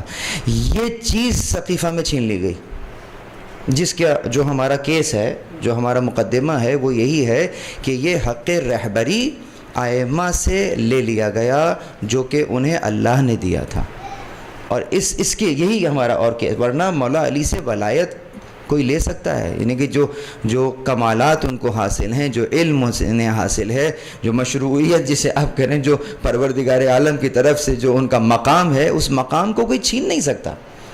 ان سے وہ چیز، علی سے ان کی امامت نہیں چھینی جا سکتی۔ امامت سے مراد وہ جو پروردگار عالم کے بارگاہ میں مقام ہے، اس کو نہیں چھینا جا سکتا۔ چھینا کیا ہے؟ وہی چھینا سقیفہ میں وہ چیز چھینی ہے جو غدیر میں ملی ہے۔ وہ غدیر میں کیا ملا ہے کہ یہ میرے بعد تمہارا رہبر ہے، تو یہ چیز، اور وہ بھی بلا فصل رہبر ہے۔ یہ نہیں ہے کہ بعد میں جا کر جب تم دیکھنا، ضرورت محسوس کرنا تو آ کر دیکھ لینا، نہیں، بلا فصل، وہی ایک لمحے کے لیے خالی نہیں چھوڑ سکتے۔ تو اسی کا تسلسل جو ہے وہ اس وقت ہم یہ بات کر رہے ہیں کہ امام تو موجود تھے، ان کا ان کو ان کے اس اختیار سے الگ کر دیا گیا تھا۔ مختلف مواقعوں کے اوپر کچھ تحریکیں اٹھیں اس سلسلے کے اندر، بہت سارے کربلا کا واقعہ آپ کے سامنے ہے، اس کے بعد کتنی تحریکیں اٹھ رہی ہیں، وہ ان سب کا جو ایسنس نکالیں گے تو وہ یہی ہوا کہ یہ اصل رہبر جو ہیں، معاشرے پر رہبریت کا استحقاق ائمہ معصومین کا ہے۔ ولی فقیہ بھی یہ نہیں کہتا کہ میری پرسنل ذاتی میری حکومت ہے، میرا حکم مانو، وہ یہ نہیں کہتا کبھی بھی کہیں ایران کے اس قانون کو جا کے دیکھے دستور میں لکھا ہے کہ حکومت تو امام زمان کی ہے. ہم تو ان کے یعنی کہ ابھی ظہور ہوتا ہے تو اگلے ہی لمحے وہ حکومت ان کی ہوگی. ان کے زمانہ غیبت میں امور جو ہے وہ چلا رہے ہیں ایز اے کنٹینجنسی پلان. جیسے کہ آگے نے تیمم کی مثال دی, تو وہ جیسے ہی وہ ظہور ہوتا ہے تو وہ حکومت اس کا مطلب کہ ابھی جو حکم نافذ ہو رہا ہے وہ ان کا پرسنل حکم نہیں ہے, امام کا حکم ہے. تو یہ ایک عقلی مسئلہ ہے اس اعتبار سے اگر دیکھا جائے. اچھا آغا زیدی, جیسے اس سے پہلے بحث ہوئی کہ جو ولی فقی کے اختیارات ہیں ایگزیکیوشن آف دا اسلامک شریعہ, وہ وہی ہیں جو کہ ائمہ کے ہیں یا کسی معصوم کے ہیں. اچھا, تو کہ اس ذیل میں یہ ایک سوال پیدا ہوتا ہے کہ اگر اس وقت موجودہ دور میں ولایت فقیہ کا عملی نظام یا نفاذ ایران میں ہے, ایران کی جغرافیائی حدود کے اندر عملی نفاذ ہے, ٹھیک ہے, اب ہم اس پاکستان میں بیٹھے ہوئے یا کسی دنیا کسی اور خطے میں بیٹھے ہوئے اپنے ملک کے قوانین کے ظاہرے کے تابع ہیں. اگر ایسے میں ولی فقی کوئی حکم دیتا ہے, مثال کے طور پر آج کل فلسطین کا مسئلہ بہت سب کو معلوم ہے کہ کتنا ظلم ہو رہا ہے وہاں. اب اگر ولی فقی رہبر معظم اگر کیا کہتے ہیں حکم دیتے ہیں جہاد کے لیے, تو کیا صرف یہ ایران والوں پہ نافذ ہوگا یا یہ ہم پر یا دنیا کے دوسرے خطے پر بھی اس کا نفاذ ہوگا؟ لیکن اس سے پہلے بھی آغا صاحب نے بیان کیا تھا کہ یہ جو سرحدی لکیریں کھینچی ہیں یہ کب کھینچی ہیں؟ پاکستان کب بنا؟ 1948 میں. سعودی عرب کب بنا؟ عراق کب آزاد ہوا؟ لبنان کب آزاد ہوا؟ ایجپٹ کب آزاد ہوا؟ یہ سارے فرسٹ ورلڈ وار اور سیکنڈ ورلڈ وار کے درمیان زیادہ تر ہیں, یعنی فرسٹ ورلڈ وار کے بعد. 20th سینچری سے پہلے عالم اسلام کیا تھا؟ ایک ریاست تھی, ایک لنگڑی لولی سی خلافت تھی آٹومین امپائر کی, لیکن ایک تھی تو صحیح نا. یہ سب جو ہیں وہ صوبے تھے. عراق ایک صوبہ تھا, یمن ایک صوبہ تھا, لبنان ایک صوبہ تھا, شام ایک صوبہ تھا, حجاز ایک صوبہ تھا, مصر ایک صوبہ. یہ سب صوبے تھے نا پہلے تو. ایک دم حکومتیں بن گئیں, ایک دم یہاں حکمران آ گئے, ایک دم یہاں پر بادشاہ سلامت آ گئے, کہیں پر صدر آ گئے. یہ وہی فیملیز ہیں جنہوں نے استعمار کی زیادہ خدمت کی, ان کو بادشاہ بنا کے چلے گئے. تو یہ تو ابھی چند دنوں پہلے کی ایجاد ہے. اس سے پہلے پورا عالم اسلام ایک ہی تھا, سب کا الگ الگ قومی جھنڈا, قومی ترانہ اور یہ سب چیزیں نہیں تھیں. تو اسلام کی روح تو اصل میں یہی ہے. علامہ اقبال نے کہا تھا کہ اسلام تیرا دیس ہے, تو مصطفی ہے, اور بتانے رنگ و بو کو چھوڑ کے ملت میں گم ہو جا. تو اسلام کی روح تو یہی ہے کہ اس میں تو ایک نظام ہوگا, نہ کہ یہ سب ریاستیں. یہ تو جو ویسٹ کا جو کانسیپٹ ہے نیشنل گورنمنٹ کا, قومی حکومتوں کا نظریہ, تو انہوں نے یہ کیا کہ ہمیں انہوں نے قومی حکومتوں میں تقسیم کر دیا اور خود ایک امت بن گئے. خود یورپ کہ جس نے جنگ کی, پہلی جنگ عظیم, دوسری جنگ عظیم, خون خرابہ کیا ایک دوسرے کا, وہ ایک امت بن گئے. ایک European community, European flag, European parliament, European currency ہے نا, یہ یورپین پریزیڈنٹ, تو وہ ایک امت بن گئے. اور جن کو قرآن نے کہا تھا کنتم خیر امتن, ان کو انہوں نے تقسیم کر دیا باؤنڈریز کے اندر. آج ہم یہ ڈسکس کر رہے ہیں کہ جی ایران میں اگر ایک سسٹم آ گیا تو پاکستان والے کیوں اس کو فالو کریں گے, یا کسی اور جگہ آ جائے گا اس کا کیا اسٹیٹس ہوگا. تو یہ سب اسی لیے ہے کہ آپ کو قومی حکومتوں میں تقسیم کر دیا گیا ہے. اور اب آپ کو کہا جا رہا ہے کہ اگر آپ اس سے باہر کی بات کریں گے تو یہ آپ کی وفاداری کے خلاف ہو جائے گی بات. اگر آپ ایران کی بات کرتے ہیں, اگر آپ رہبر معظم کی بات کرتے ہیں, ولایت فقیہ کی بات کرتے ہیں, تو آپ کی جو ہے پیٹریوٹزم پر کوشچن ہوتا ہے. ٹھیک ہے, یہ کہا جاتا ہے جی یہاں یہ تو اپنے مسائل کے ایران کی طرف دیکھتے ہیں, کوئی عراق کی طرف دیکھتے ہیں. ہمارے سنی بھائی جو ہے دیوبند کی طرف دیکھتے ہیں, بریلی کی طرف دیکھتے ہیں. وہ کہاں ہیں؟ انڈیا میں. وہ تو انڈیا میں. تو ان کی وفاداری انڈیا کی طرف ہے. تو یہ اس طرح سوال کیا جا رہا ہے. حالات ایسے کر دیے گئے امت مسلمہ کے ساتھ کہ وہ تقسیم در تقسیم ہو گئی ہے. تو اصل میں تو اسلام کی روح یہ ہے کہ ایک نظام ہو, ایک حکومت ہو, اور وہ ظاہر امام زمانہ ہی آ کے کر سکتے ہیں. فی الوقت یہ باؤنڈری ختم کرنا مشکل ہے. تو آلٹرنیٹ کے طور پر یہ ڈسکس کیا جاتا ہے تھیوریٹیکلی کہ اگر کہیں اور بھی اسلامی حکومت قائم ہو جائے تو کیا ہوگا. تو کہتے ہیں ٹھیک ہے اس کو بھی ہم قبول کر لیں گے اسلامی حکومت، کیونکہ کسی فاسق و فاجر کی حکومت سے تو بہتر ہے نا کہ فقیہ عادل کی حکومت ہو. صحیح. کسی فاسق و فاجر کی حکومت سے تو کہیں بہتر ہے کہ عراق میں یا کہیں اور کسی اور جگہ پر ایک حکومت قائم ہو جائے، اس کو بھی اسلامی حکومت تسلیم کر لیا جائے گا. تو اگر کئی اس طرح کی حکومتیں بن جائیں گی تو کیا ہوگا؟ اولا تو یہ فرضی سوال ہے کہ کوئی ابھی تک اس طرح کی کوئی چیز ایگزسٹ کرتی نہیں ہے، لیکن فرضی سوال میں بھی اگر کئی ممالک واقعی خلوص کے ساتھ اسلامی نظام قائم کرنے کی کوشش کریں، ان کے درمیان ایک کانفیڈریشن ہوگا. اچھا. ایک کانفیڈریشن ہوگا. یہ آج کا ایشو نہیں ہے، یہ تو اگر آپ دیکھیں تو ابن خلدون نے اپنی کتاب میں ڈسکس کیا ہے کہ ایک خلیفۃ الخلفاء ہونا چاہیے مسلمانوں میں، کہ اگر مختلف جگہوں پر بہت سارے خلیفہ بن جائیں تو ان کا بھی ایک خلیفۃ الخلفاء بنانا چاہیے. یعنی یہ فرضی سوال اس طرح پہلے بھی ذہنوں میں آتا رہا ہے کہ اس طرح ہونا چاہیے. تو اگر کوئی ایسا ہو تو ظاہر ہے کہ ان کے درمیان ایک کنفیڈریشن ہونا چاہیے، اور جو امت مسلمہ کے اجتماعی مسائل ہیں ان کو ایڈریس کرنا چاہیے. آج اگر آپ نے سوال کیا کہ جی اگر جہاد کا حکم ہو جائے تو جہاد کا حکم ہو جائے تمام مسلمانوں کو اوپر جہاد واجب ہو جائے گا. ظاہر ہے کیوں نہیں ہوگا واجب؟ اس کے لیے ضروری نہیں ہے کہ آپ ایران کے اندر رہتے ہوں. یہ تو ڈیپینڈ کرتا ہے نا کہ آپ کس طریقے سے جہاد کریں گے. ظاہر ہے آپ جہاں پر رہیں گے اسی طریقے سے جہاد کر سکتے ہیں. اگر آپ یہاں سے گھوڑے پہ بیٹھ کے جانا چاہیں تو نہیں جا سکتے نا. تو آپ یہاں پر رہیں، جہاد کا حکم ہوگا آپ پر بھی جہاد واجب ہوگا، کیونکہ ولی فقیہ کا حکم سب پر آتا ہے. ٹھیک ہے. اور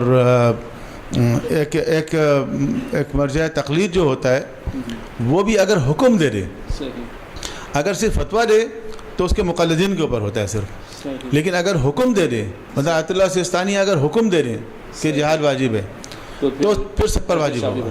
جی سب پر واجب ہو جائے گا. جی بالکل. اسی حوالے سے کہتے ہیں اب ہم کچھ یہ آڈینس کے جو سوالات ہیں جو کہ اب ہمارے پاس صرف آدھا گھنٹہ ہے، ان میں سے بھی کچھ ظاہر ہم شاید اچھے خاصے سوالات آ گئے، سارے نہیں لے پائیں گے، ہم معذرت پہلے سے ایڈوانس میں کر لیتے ہیں، لیکن جتنے سوالات بھی ہم لے سکیں وہ ہم ضرور لیں گے. جیسے آغا زاہدی نے کہا کہ جب ایک مرجع یا اپنا حکم دے دے تو یہ کہتے ہیں وہ سب پر کیا کہتے ہیں واجب ہو جاتا ہے. اسی ضمن میں ایک سوال بھی ہے، اور ہم اسی سوال کو تھوڑا سا موڈیفائی کر کے میں آپ سے سوال کروں گا کہ اس وقت ویسے تو خیر مختلف مرجع ہیں، لیکن آیت اللہ سیستانی جو عراق میں مقیم ہے اور آیت اللہ خامنائی جو ایران میں مقیم ہے، ان کی فقہی تقلید کی جاتی ہے جو کہ ان کے مقلدین ہیں. اب یہاں یہ سوال پیدا ہوتا ہے کہ جو آیت اللہ سیستانی کے پاس چونکہ ابھی وہ نظام ولی فقیہ وہاں قائم نہیں ہے عراق میں، مثال کے طور پر لہذا جغرافیائی طور پہ بھی ولی فقیہ نہیں ہے جس طرح کے ایگزیکیوشن رہبر کر رہے ہیں ایران میں. تو اگر فتویٰ ایک دوسرے کا الگ ہو جائے، یا مثال کے طور پر یوں سمجھ لیں کہ رہبر اگر کوئی حکم دیں تو کیا وہ آیت اللہ سیستانی، اور بڑا یہ لائف سا کنفیوژن ہے، ہر شخص یہ سوال کر رہا ہوتا ہے کہ ہم تو آیت اللہ سیستانی کے مقلد ہیں، لہذا اگر رہبر نے کوئی حکم دیا تو وہ ہم پر اپلائی نہیں ہوتا. اس کی ذرا وضاحت کر دیجیے گا. حکم واضح ہے کہ ایک فتویٰ ہے اور ایک حکم ہے. اگر فتویٰ دیا گیا ہے تو وہ اپنے مرجع کا فتویٰ میرے اوپر جس کی میں تقلید کر رہا ہوں مجھ پر واجب ہوگا. لیکن اگر وہ فتویٰ نہیں ہے، وہ حکم دیا گیا ہے، یعنی مقام رہبری سے حکم ہے، تو پھر وہ تمام پر لاگو ہو جائے گا. یہ مشکل ہے. ہاں یہ اس کو ایکسیپٹ کرنا پتہ نہیں کیوں مشکل ہوتا ہے، لیکن اتنی مشکل نہیں ہے. حکم کیوں ہے؟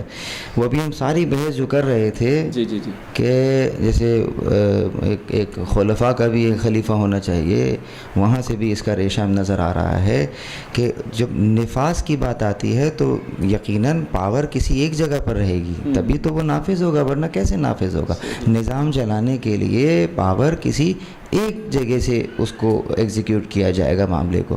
پھر اس کے اندر ایک اور بھی چیز ہم دیکھیں گے کہ اس کے پاس جو پاور ہے وہ ہے کون سی پاور. ہم نے شاید وہ پوائنٹ مس کر دیا، اس کو دوبارہ یہاں پر رکھ لیتے ہیں. یاد رکھیے گا کہ جیسے آیہ ولایت ہے، یہ اور بات ہے کہ ہمارے یہاں مجالس میں جب نعرہ ولایت لگتا ہے تو فقط علی ولی اللہ ہی کہا جاتا ہے. نعرہ ولایت تو وہاں سے چلے گا کہ انما ولیکم اللہ ورسولہ والذین آمنوا الذین یقیمون. تو یہ ولایتوں کا بیان تو اس مائدہ کی 55ویں آیت کے اندر جو ہے وہ ہو رہا. یہاں پر ہم دیکھ رہے ہیں کہ رسول اللہ مخلوق ہے نا، خالق تو نہیں ہے. اللہ اللہ ہے، رسول اللہ ہے. مرتبے میں فرق ہے یا نہیں ہے؟ مطلب خدا کے مقابل کوئی ہو سکتا ہے؟ نہیں ہو سکتا، اس میں کوئی دو رائے نہیں ہے. ٹھیک ہے، لیکن جب ولایت کی بات آ رہی ہے تو اللہ ان کی پہچان کروا رہا ہے کہ یہ تمہارا ولی ہے. یعنی وہ جو ولایت کو پروردگار نے سامنے رکھا تو اس میں ان کو اس طرح سے تعارف کروا دیا. ان کے بعد اس کے پھر ان کے اوصیہ کی ولایت کی بات کرتا ہے. تو یقیناً کیا مولا علی جو ہیں وہ مرتبے میں رسول اللہ کے بالکل برابر ہے؟ مرتبے میں برابر نہیں. رسول اللہ ہیں، اس میں کوئی شک ہے؟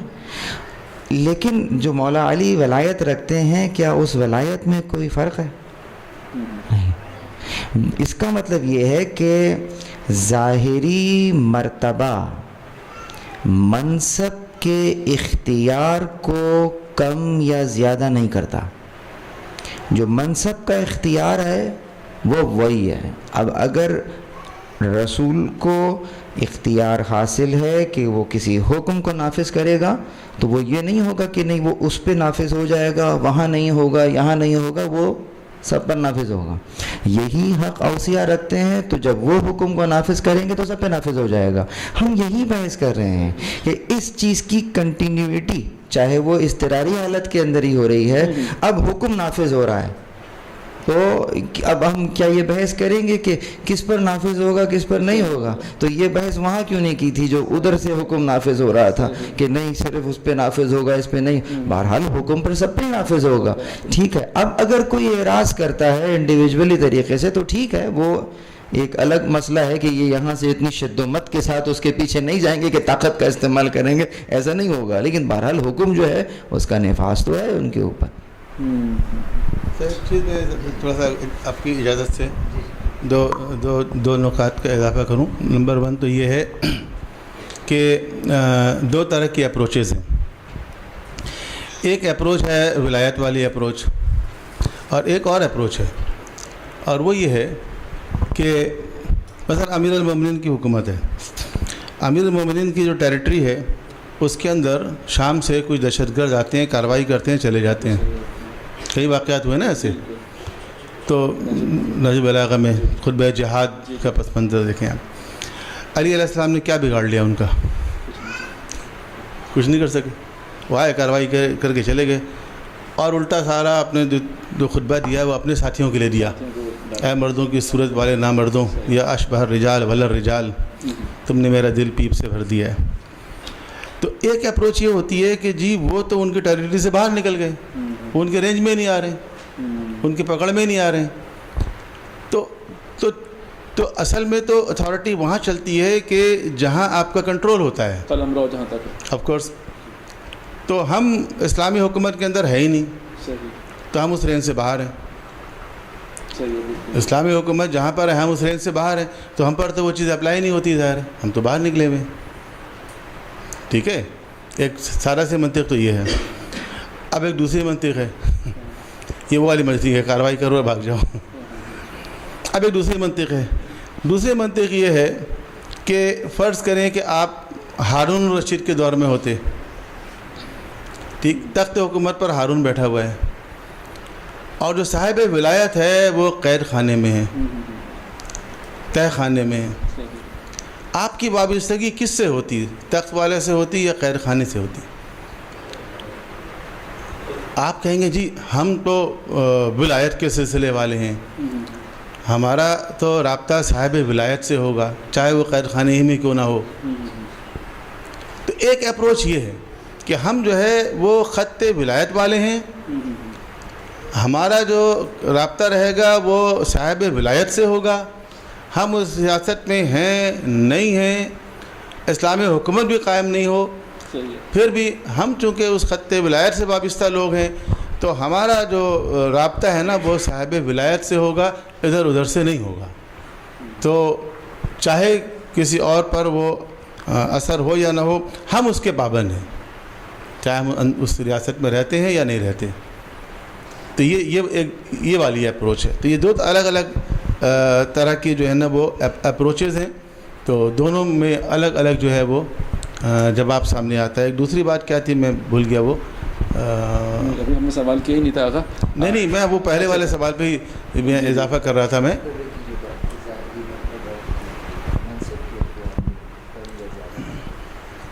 آپ پر کوئی بات تھی میں آئے گی تو میں بتا دوں گا. وہ 2 نکات میں بیان کرنا چاہ رہا تھا. ایک تو یہی کہ یہ ایک اپروچ یہ والی ہے کہ ہم اس ریاست میں رہتے ہی نہیں ہیں، جب رہتے نہیں ہیں تو ہم پابند بھی نہیں ہیں. ہاں دوسری بات یہ تھی، وہ یاد آ گئی مجھے، دوسری بات یہ تھی کہ جو مرجع تقلید کی جورسڈکشن اور ہے، وہ فقہی احکامات ہیں، اور ولی فقہ کی جورسڈکشن اور ہے، وہ اجتماعی امور ہے. ٹھیک ہے، تو اجتماعی امور میں جب وہ کوئی فیصلہ کریں گے تو اس کے پابند وہ سارے لوگ ہوں گے جو اس ریاست میں رہتے ہیں، چاہے وہ اس کی تقلید کرتے ہوں نہ کرتے ہوں.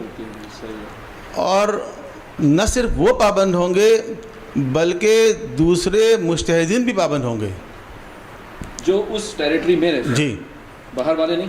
ہاں اگر اجتماعی معاملات ہیں نا، اگر اس اجتماعی معاملہ ہے چونکہ، تو اجتماعی معاملے میں تو فورسفلی تو آپ نہیں کر سکتے کسی چیز کو، لیکن اس نظام کا چونکہ وہ حصہ ہیں اس لیے وہ پابند ہوں گے اور ان کے اوپر بھی وہ چیز اپلائی ہوگی. ٹھیک ہے، یہ بات مشکل سے ذرا ہضم ہوتی ہے، لیکن اس کا تعلق اصل میں سسٹم سے ہے. دیکھیں آپ بھی یونیورسٹی کے استاد ہیں، میں بھی یونیورسٹی کا استاد ہوں. ہماری یونیورسٹی کے اندر جو ہے وہ سیمسٹر سسٹم رائج ہے امتحان کے لیے، ہے نا. اچھا فرض کریں as a university professor I don't believe in semester system. میرا خیال ہے کہ اینول سسٹم زیادہ اچھا ہے. میرا خیال ہے اینول سسٹم زیادہ اچھا ہے. میں اس کے حق میں بول سکتا ہوں، میں لکھ سکتا ہوں، میں آرگومنٹ دے سکتا ہوں، سب کچھ کر سکتا ہوں، لیکن امتحان جو میں لوں گا تو سیمسٹر سسٹم سے لوں گا، اینول سسٹم سے نہیں لے سکتا. ٹھیک ہے، تو ہم اس سسٹم کے پابند ہیں، چاہے میری ذاتی رائے اس سے مختلف ہو، علمی طور پر ہو سکتی ہے مختلف ہو، لیکن اجتماعی امور میں آپ کو پابند ہونا پڑے گا. ٹھیک ہے، لیکن یہ کیا اگر مجھے کریکٹ کیجیے گا، آپ نے کہا کہ جس حدود میں، جو جغرافیائی حدود میں ولی فقیہ کی جوریڈکشن ہے، یعنی جہاں تک وہ اس کی قلم رو ہے، کیونکہ ایران مثال کے طور پر وہاں نظام ولی فقیہ کو وہاں کے کانسٹیٹیوشن میں بھی شامل کر دیا، غالباً آرٹیکل 57 ہے. ٹھیک ہے، اب کیونکہ وہ وہاں ایران کے آئین میں بھی شامل ہو گیا، اور کسی بھی ملک کے آئین کی خلاف ورزی کوئی شہری نہیں کر سکتا، چاہے وہ اس سے اختلاف رکھا ہو یا نہ رکھتا ہو، یعنی اس پہ کیا کہتے ہیں اس کا اختلاف ہو یا نہ ہو. تو کیا صرف ایرانیوں پہ، کیونکہ آئین کی پابندی بھی جیسے ہم پاکستانیوں پہ ہمارے آئین کی پابندی لازم ہے، اس وجہ سے کیا کہتے ہیں وہ خلاف ورزی نہیں کر سکتے، یا شرعی طور پہ نہیں کر سکتے؟ یہ ذرا اس کے وضاحت کر دیجیے. نہیں، اگر اسلامی نظام جہاں پر قائم ہے وہاں آئین جو ہے وہ ظاہر شریعت ہے، تو وہاں پر آئین کی خلاف ورزی جو ہے وہ شریعت کی خلاف ورزی سمجھی جائے گی. ظاہر ہے نہیں، یہاں میں معذرت کے ساتھ، اگر اسلامی حکومت ہے، کوئی بھی اسلامی حکومت ہو، ناٹ اونلی ایران، اگر ایک اسلامی حکومت ہو اپنی روح کے مطابق اگر وہ اسلامی سمجھی جاتی ہے. دیکھیں ہمارے سنی بھائیوں کا ایشو کیا ہے، وہ ہر حکومت کو اسلامی سمجھتے ہیں. صحیح ہے، ٹھیک ہے، ان کے یہاں حاکم کے لیے شرائط ایسی نہیں ہے جیسے شیعوں والی ہے، تو اس لیے وہ اس کو سمجھتے ہیں کہ یہ حکومت بھی اگر مسلمان ہے اور وہ شرعی قوانین کے مطابق حکومت کر رہا ہے تو وہ اس کی خلاف ورزی کو شریعت کے خلاف سمجھتے ہیں. صحیح اطاعت کرنا یا کہتے ہیں جی اطاعت امیر کو واجب سمجھتے ہیں وہ ہمارے ہاں، لیکن جو شرعی حاکم ہوگا اس کی اطاعت ہم پہ ضروری ہوگی. دیکھیں اطاعت امیر تو ہمارے یہاں بھی واجب ہے، فرق یہ ہے کہ ہم امیر کے شرائط دیکھتے ہیں، تو ہمارے امیر کے شرائط جو ہیں کچھ اور عادل ہونا چاہیے. اچھا، فقی بھی ہونا ضروری ہے اس کے لیے یا مرجع وقت ہونا چاہیے؟ نہیں، فقی تو ہونا ضروری ہے، مرجع تو ہونا ضروری ہے، عالم ہونا ضروری نہیں ہے. ٹھیک ہے، جیسے ایک یونیورسٹی کے جو وائس چانسلر ہے اس کا پروفیسر ہونا ضروری ہے، لیکن یونیورسٹی کا موسٹ سینئر پروفیسر ہونا ضروری نہیں ہے. ممکن ہے ایک موسٹ سینئر پروفیسر ہو لیکن اس کے اندر ایڈمنسٹریٹو کوالٹی نہ ہو، ٹھیک ہے، تو اس کو پھر شرائط بھی پوری کرتا ہو. بالکل جی. اچھا، یہیں سے یہ بھی ایک سوال بھی اسی طرح کا آیا ہے اور اس کو ہم سوال کو بھی لیں گے. اور اسی سے ہمارا ٹاپک بھی منسلک ہو جائے گا کہ چونکہ اس وقت ایران کی بات ہو رہی ہے تو ایک سوال یہ بھی بلکہ اعتراض کہہ لیجیے یا لوگوں میں شبہات پیدا کیا جاتا ہے کہ ایرانیوں نے اپنی منوپولی بنائی ہوئی ہے, اپنا نظام قائم کیا ہوا ہے, اور حتیٰ کہ اگر ولایت فقیہ کا نظام انہوں نے قائم کیا تو اس پہ بھی ان کی منوپولی ہے. انہوں نے یہ کہتے ہیں کہ بس ایرانی ہوگا, کوئی دوسرا نہیں ہوگا, اور یہ سوال بہت زیادہ کیا جاتا ہے سوشل میڈیا پہ. ایران کے کانسٹیٹیوشن میں ایسا کچھ لکھا ہوا نہیں ہے, پہلی بات تو یہ ہے. لیکن دوسری ایک اور بات بھی ہے, اور وہ یہ ہے کہ دیکھیں ولی فقیہ وہیں کا ہوگا جہاں اسلامی حکومت قائم ہے. جہاں اسلامی حکومت قائم ہی نہیں ہے وہاں کا ولی فقیہ تو نہیں ہو سکتا نا. جی جی, آپ کسی اور ملک میں بیٹھ کے پارٹی تو چلا سکتے ہیں, لندن میں بیٹھ کے کراچی میں وہ بھی ختم ہو گئی, لیکن حکومت نہیں چلا سکتے. حکومت تو آپ کو ڈے ٹو ڈے سپرویژن چاہیے نا, وہ تو کہیں دور بیٹھ کے جو ہے وہ حکومت نہیں چلا سکتے. جو بھی ہوگا اس کا ایرانی ہونا ضروری نہیں ہے, لیکن اس اسلامک اسٹیٹ کی ٹیریٹری میں ہونا ضروری ہے, یہ تو انڈرسٹوڈ ہے. باقی ایرانی عراقی یہ تو لوگوں نے یوں ہی پھیلا دیا ہے, ہمارے یہاں اس طرح کوئی تصور ہی نہیں ہے. جو عراق میں بیٹھے ہوئے وہ کون ہیں؟ آیت اللہ سیستانی. سیستان کہاں ہے؟ ایران میں. سیستان بلوچستان تو ایران میں. ایرانیوں کی نقلی ہوگی نا. آیت اللہ خوئی کہاں کے تھے؟ ایران کے خوئی, ایران کے تھے. تو یہ جو تھے سارے, آپ اوپر تک چلے جائیں گے نا کافی دور. شیخ توسی, توس کہاں ہے؟ مشرق کا پرانا نام. شیخ کلینی, کلین کہاں ہے؟ رے کا پرانا رے ہے. تو شیخ صدوق ابن بابا قمی تو قم کے تھے. وہ اہل سنت کے بھی ایران میں ہی ہے. جی اہل سنت کے بھی, بخاری مسلم, امام ابو حنیفہ بھی پیچھے سے ایران کے تھے. وہ تو جی اب برداشت کرنا. تو سوال یہاں پر یہ ہوتا ہے کہ جی عربوں نے کیا کیا ہے؟ جی جی جی, عربوں نے کیا کام کیا؟ تو ایک مرتبہ کربلا میں ایک سید عالم دین تھے, ہمارے ساتھ ہر جگہ زیارتوں میں جاتے رہے. تو یہی بات نکل آئی. تو میں نے ان سے کہا کہ عربوں نے کیا کیا ہے؟ اور یہ امام خمینی اور آیت اللہ سیستانی اور رہبر معظم یہ وہ. تو کہہ لیں گے دیکھیں سادات کو نہ کہیں, سادات سارے عرب ہیں. ہاں یہ حساس موضوع ہے سادات کا معاملہ جو ہے, لہٰذا ہم اس کی رعایت کرتے ہوئے آغا زغم سے سوال کریں گے کہ ابھی جب یہ بحث چل رہی ہے تو خود ایون ایران کے اندر, اور ظاہر ہے کہ آج کل سوشل میڈیا کے دور کی وجہ سے اب ہر شخص دنیا کسی بھی خطے میں بھی کوئی ریئیکشن ہوتا ہے یا کوئی رائے بنتی ہے تو اس سے متاثر بھی ہوتا ہے اور اس کے افکار کو ایبزارب بھی کرتا ہے. تو کچھ طبقات ایران میں بھی اور پاکستان اور دیگر خطے میں بھی وہی کہتے ہیں کہ یہ جو ولایت فقیہ ایک تھیوکریسی کی ایک مثال ہے, یا یوں کہہ لیں کہ شخصی آمریت ہے جو ایک مذہبی لبادے میں ہے. اور ایران میں اگرچہ پارلیمنٹ ہے اور اس کا انتخاب ہوتا ہے ہر 4 سال کے بعد, ایک صدر بھی بن جاتا ہے, لیکن وہ پارلیمنٹ قانون جو ہے اگر مکمل طور پہ اختیار نہیں رکھتی کہ وہ اپنا قانون بنائے, کیونکہ اس قانون کو ولی فقیہ جو ہے وہ ریجیکٹ کر سکتا ہے اگر وہ قرآن و شریعت کے مطابق نہیں ہے. تو اس سے وہ استنباط کرتے ہیں کہ یہ تو پارلیمنٹ تو پھر ربر اسٹیمپ ہو گئی, یعنی جو کروڑوں عوام ہیں ان کی ووٹ اور ان کی رائے اور ان کا اعتماد جو انہوں نے اپنے نمائندوں پہ کر کے پارلیمنٹ نے بھیجا, اس کی تو کوئی حیثیت نہیں رہی. اور پھر یہاں سے وہ لیتے ہیں کہ دیکھیں جمہوریت میں دیکھیں رائے ہوتی ہے, جمہوری نظام میں کہتے ہیں حکومت اگر عوام کے مطابق نہیں ہوتی تو عوام ہی یہ اختیار رکھتے ہیں کہ اس کو پلٹیں. تو لیکن ایران میں ایک شخصی آمریت قائم ہے کیا؟ دیکھیں جو نظام میں حکومت ہوتا ہے نا, وہ یا تو وہ جس کو آپ نے کہا استبدادی کوئی نظام ہو سکتا ہے, یا کوئی اس انداز کا نظام ہو سکتا ہے جو جیسے ظلم و جبر کے اوپر نافذ ہو گیا ہے, یا کوئی مطلقاً کوئی نظام ہو سکتا ہے. دیکھنا یہ ہوگا اسلامی حکومت کیسی ہوتی ہے, اسلامی حکومت کے فاؤنڈیشن پلرز کس چیز پہ کھڑے ہوئے ہیں. تو وہ وہی مشروعیت ہے, وہی قانون ہے, اس کی جو فاؤنڈیشن پلر ہے وہ قوانین الہیہ کے اوپر ہے. اب جیسے آپ نے کہا کہ جناب وہ چیلنج کر دیتا ہے, تو وہ کیوں کرتا ہے؟ مثال اول تو خیر وہ ہر وقت ایسا ہوتا نہیں ہے کہ جناب وہ ہر وقت چیلنج کر رہے ہو, نہیں, وہ اپنا پارلیمنٹ اپنا کام کر رہی ہے. لیکن آپ نے خود ہی کہا کہ اگر وہ دیکھتا ہے کہ وہ ایک دائرے سے باہر جا رہے ہیں تو وہ پھر اس کو چیلنج کر دیتا ہے.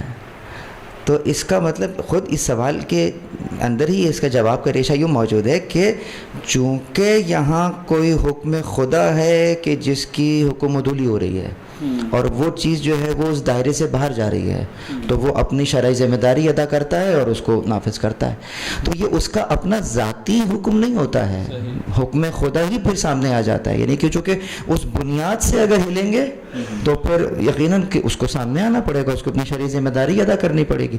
بنیادی طور پہ تو سب کی سے شرعی ذمہ داری ہے امر بالمعروف و نہی عن المنکر, لیکن ان کے کاندھوں پر یوں زیادہ ہے کہ ان کو آگے کیا گیا ہے کہ اپنا حق کو روک کر, جیسے اگر نے کہا آپ کو ہم جو ہے وہ بہتر سمجھتے ہیں کہ آپ اس عہدے کو بطریق احسن جو ہے وہ نبھا سکتے ہیں, تو وہ اس کو انہوں نے اتھارٹی دی ہے, اس اتھارٹی کو وہ استعمال کرتا ہے. شخص کی حکومت نہیں ہوئی, قانون کی حکومت ہوئی, اور قانون بھی اس کا بنایا ہوا نہیں, قانون بھی اس کا جو اس کا نہیں ہے, وہ قانون خدا کا قانون ہے. تو ہاں یہ ہونا چاہیے کہ جس کو وہ کہہ رہے ہیں کہ کس چیز کی حکومت ہوئی ہے, ہاں قانون الہی کی حکومت ہوئی ہے, تو وہ جو ایک شخص, وہ جو ہستی ہے پیچھے وہ اللہ ہے, خدا کی ہستی ہے, اس کے علاوہ کوئی نہیں ہے, وہ قانون نافذ. یعنی ہم کہہ سکتے ہیں کہ نظام ولی فقیہ یا ولایت فقیہ اس وقت موجودہ دور میں قانونی ترین حکومت ہے, کیونکہ باقی دیگر ممالک میں قانون انسان بناتے ہیں اور خود اس کو ایگزیکیوٹ کرتے ہیں, جبکہ وہاں قانون آلریڈی موجود ہے, اس کو صرف استنباط کر کے اپلائی کرنا ہے. دیکھیے نارمل حالات میں یہ ہوتا یہی ہے نا جسے ہم آزادی کہتے ہیں کہ ہم آزاد ہیں. کتنے آزاد ہیں؟ جی جی, کیا بالکل آزاد ہیں؟ نہیں, یا کوئی دائرہ ہے اس دائرے میں آزاد ہیں؟ بالکل ہے. یہ جملہ اگر سمجھ میں آ جائے جی جی جی کہ اس آزادی کی حدود کیا ہیں. سب کو آزاد ہیں, میں بھی آزاد, آپ بھی آزاد. ایسا نہیں, دیکھو آپ اتنے آزاد ہو سکتے ہیں کہ جس سے میری آزادی کچھ خراب نہ ہو. تو یقیناً اگر آپ آزاد ہیں تو میں بھی آزاد ہوں. کون تعین کرے گا اس چیز کا, یعنی حقوق کا تعین کون کرے گا, اس کی محافظت کون کرے گا؟ تو یقیناً اس انداز سے اگر دیکھا جائے کہ اس آزادی کو جس انداز سے لیا جا رہا ہے, ولی فقیہ کی ذمہ داری ہے کہ اگر وہ دیکھتا ہے کہ بھائی اس دائرے سے باہر اگر کوئی چیز آ رہی ہے وہ اس کو روکے گا. اچھا کسی حد تک چلے وہ تو وہاں قانون اور شریعت ایک ہو گئے, لیکن ہم اپنے ملک میں ایون دیکھتے ہیں کہ صدر بھی پارلیمنٹ کے بنائے ہوئے کسی قانون کا ریویو کے لیے واپس بھیج سکتا ہے, یا سائن نہ کرے تو وہ اپلائی نہیں ہو سکتا, اور ابھی ہم حال میں دیکھ بھی چکے. ٹھیک ہے, تو اس پہ ہم لوگ اعتراض نہیں کرتے بلکہ خوش ہوتے ہیں کہ یہ واقعی اچھا ہو گیا, ایسا ہو گیا. اچھا آقا زیدی, 73 کا جو کانسٹیٹیوشن ہے, جی جی, 73 کا آئین, وہ جمہوریت کے مطابق ہے. ہاں یہ سوال کیا کہتے ہیں مجھے بھی کرنا تھا کہ 73 کا خاص طور پہ جب 85 میں جب اس میں 8ویں ترمیم ہوئی, تو 8ویں ترمیم کو ہم اصل میں کسی اور حوالے سے ہمارے یہاں جاتے ہیں, لیکن اس میں قرارداد مقاصد کو شامل کیا گیا تھا جو کہ لیاقت علی خان نے 1949 میں, اس کے بغیر بھی قرارداد مقاصد جو ہے وہ تو آپ کے جو ہے وہ بیسک کانسٹیٹیوشن کے اندر ہے ہی نہیں, اس کو پریمبل کے اندر شامل کیا گیا. ٹھیک ہے, ایک تو یہ اس کی انسلٹ یہی ہو گئی کہ ایک کتاب ہے نا, اس کا ایک فورورڈ ہے, آپ فورورڈ پڑھتے ہی نہیں, آپ کتاب پڑھ لیتے ہیں, تو فورورڈ کی کیا اہمیت رہی. لیکن خود 73 کے باؤنڈری تو بنا رہے ہیں نا, وہ کہتا ہے کہ وہ کوئی خلاف قانون کوئی حکم نہیں بنا. نہیں, it was already there in 1973 constitution کہ کوئی قانون اس ملک میں قرآن و سنت کے خلاف نہیں بنایا جائے گا. اس کے لیے انہوں نے ایک اسلامی آئیڈیالوجی کونسل رکھی ہے. جی جی جی, ایک اسلامی آئیڈیالوجی کونسل ہے, اسلامی نظریاتی کونسل, ہے نا. جی جی. اچھا اس کا کام کیا ہے؟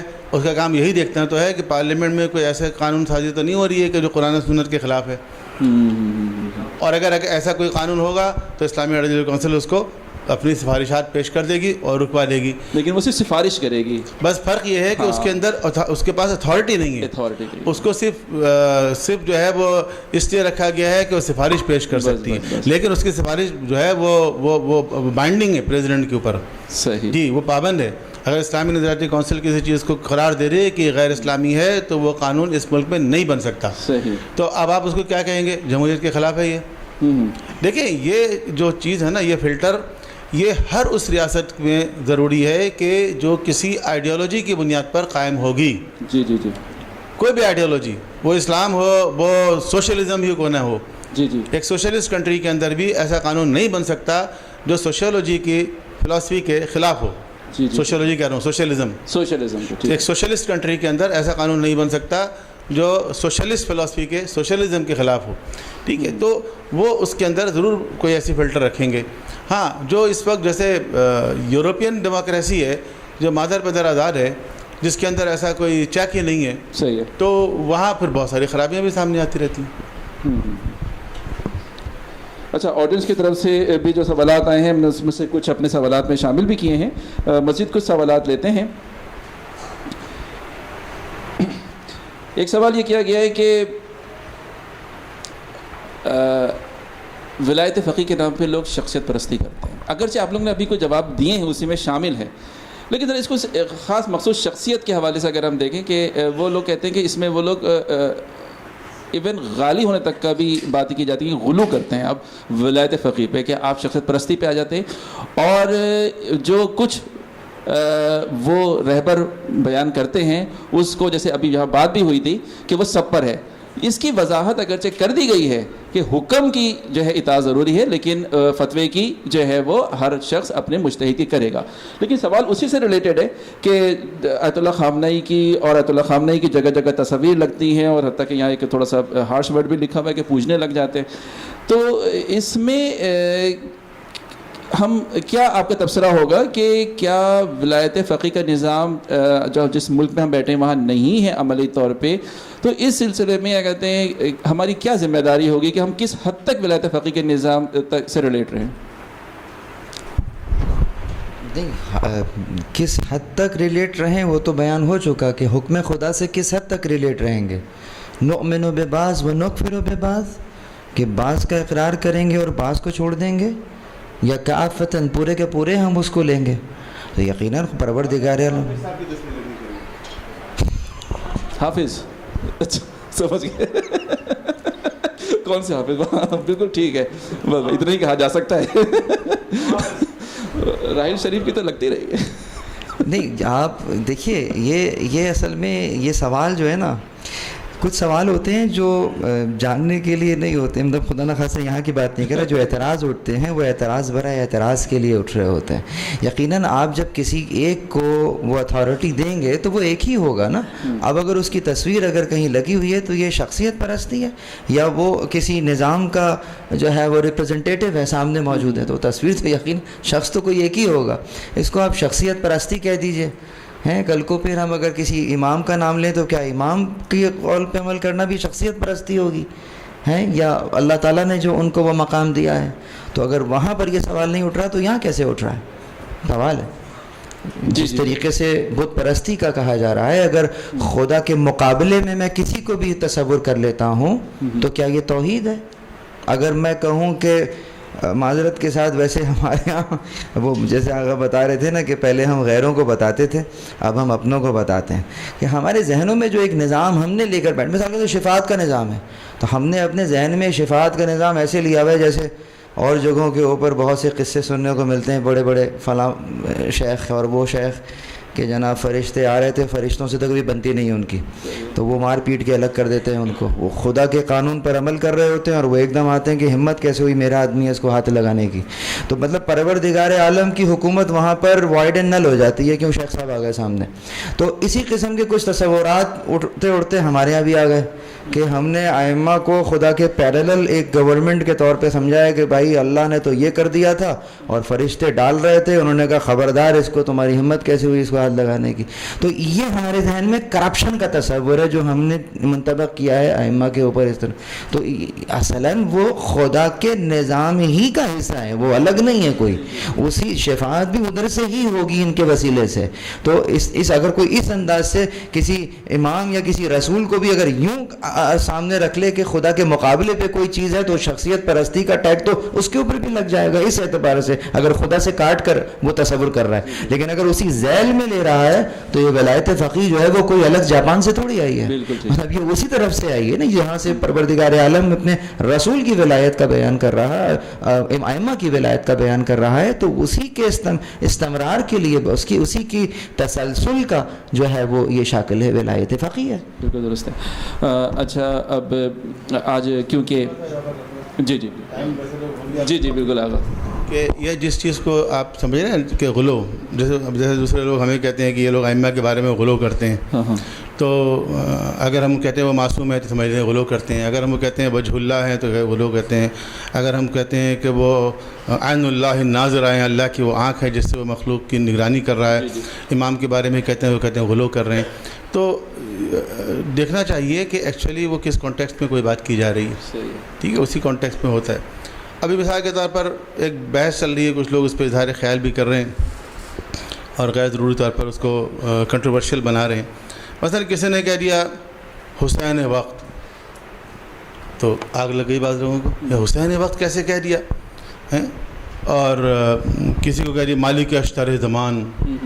تو اچھا، اب ان کے خیال میں یہ سب جو ہے یہ ان کے برابر لے آئے، ان کے ٹکر پہ لے کر آئے، ٹھیک ہے. کسی کو آپ یزید اثر کہہ دیں تو کوئی بات نہیں، وہ کہہ سکتے ہیں، ٹھیک ہے. حسین زمان نہیں کہہ سکتے.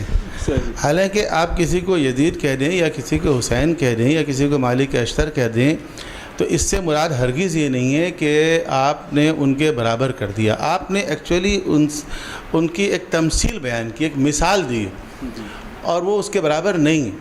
جیسے آپ انگریزی میں انگلش گرامر میں آپ دیکھیں گے کبھی کہ جو پراپر ناؤن ہوتا ہے نا، اس کو کبھی آپ کامن ناؤن کے طور پر استعمال کرتے ہیں، پراپر ناؤن کو کامن ناؤن کے طور پر استعمال کرتے ہیں. مثلا مثال کے طور پر آپ نے کہا کہ دیر از اے بیٹس مین ان آور ٹیم، تو اس کو آپ نے کہا دیر از اے میاں داد ان آور ٹیم. تو اس کا مطلب یہ نہیں ہے کہ وہ جاوید میاں داد ہے، اس کا مطلب یہ ہے کہ ایک ایسا بہترین کھلاڑی ہے جو میاں داد کی طرح ہے. مطلب آف کورس وہ میاں داد نہیں ہے، میاں داد کی اپنی ایک اہمیت ہے، لیکن آپ نے اس پراپر ناؤن کو اسی لیے اس کے ساتھ آ لگاتے ہیں. حالانکہ پراپر ناؤن کے ساتھ آ نہیں لگایا جاتا کبھی، لیکن اس کے ساتھ آ لگاتے ہیں. دیر از اے میاں داد ان آور ٹیم، ٹھیک ہے. تو اسی طرح جب آپ کسی بڑی شخصیات سے کسی کی مثال دیتے ہیں، اس کا مطلب یہ نہیں ہے کہ ہو بہو بے عین ہی وہی ہو گئے. مطلب اس وقت جو حالات ہیں دنیا میں، ان میں اگر دیکھا جائے، اگر کوئی کہہ دے کل کفر ایک طرف ہو گیا ہے تو کل کفر سے مقابلہ ہو رہا ہے، تو لوگوں نے اچھا امیر المومنین بنا دیا کہ کل کفر کے مقابلے میں کل ایمان آ گیا. تو یہ جو ہے وہ تمثیل ہے، نہیں کہ مثلا ان کے ٹکر پہ لانا ہے. مالک اشتر بنا دیا اگر قاسم سلیمانی کو، تو مالک اشتر بھی امیر المومنین کے وفادار تھے، وہ بھی ایک اپنے کمانڈر تھے، ٹھیک ہے. قاسم سلیمانی بھی ایک کمانڈر ہیں، انہوں نے بھی ایک بڑا کارنامہ انجام دیا ہے. تو یہ اس طرح کے جملے کہنا کچھ لوگوں کو اچھا نہیں لگتا، وہ سمجھتے ہیں یہ غلو ہے. تصویر لگانا، تصویر تو لگتی لیڈر کی ہے، اور کسی کی تصویر تھوڑی لگتی ہے. دیکھیں مرجعیت جو ہے وہ تو کنسلٹنسی ہے نا، کنسلٹنسی ہے. آپ میڈیکل کنسلٹنسی جن سے لیتے ہیں ان کی تصویر لگاتے ہیں، لیگل کنسلٹنسی جن سے کرتے ہیں ان کی تصویر لگاتے ہیں. کنسلٹنٹ کی تصویر نہیں لگاتے ہیں، تصویر لیڈر کی لگائی جاتی ہے. تو تصویر تو لگنی ہی لیڈر کی چاہیے. ویسے آپ کی مرضی، آپ ڈاکٹر کی تصویر لگا لیں. چونکہ اب وقت ختم ہو رہا ہے، پروگرام کو اختتام کریں گے.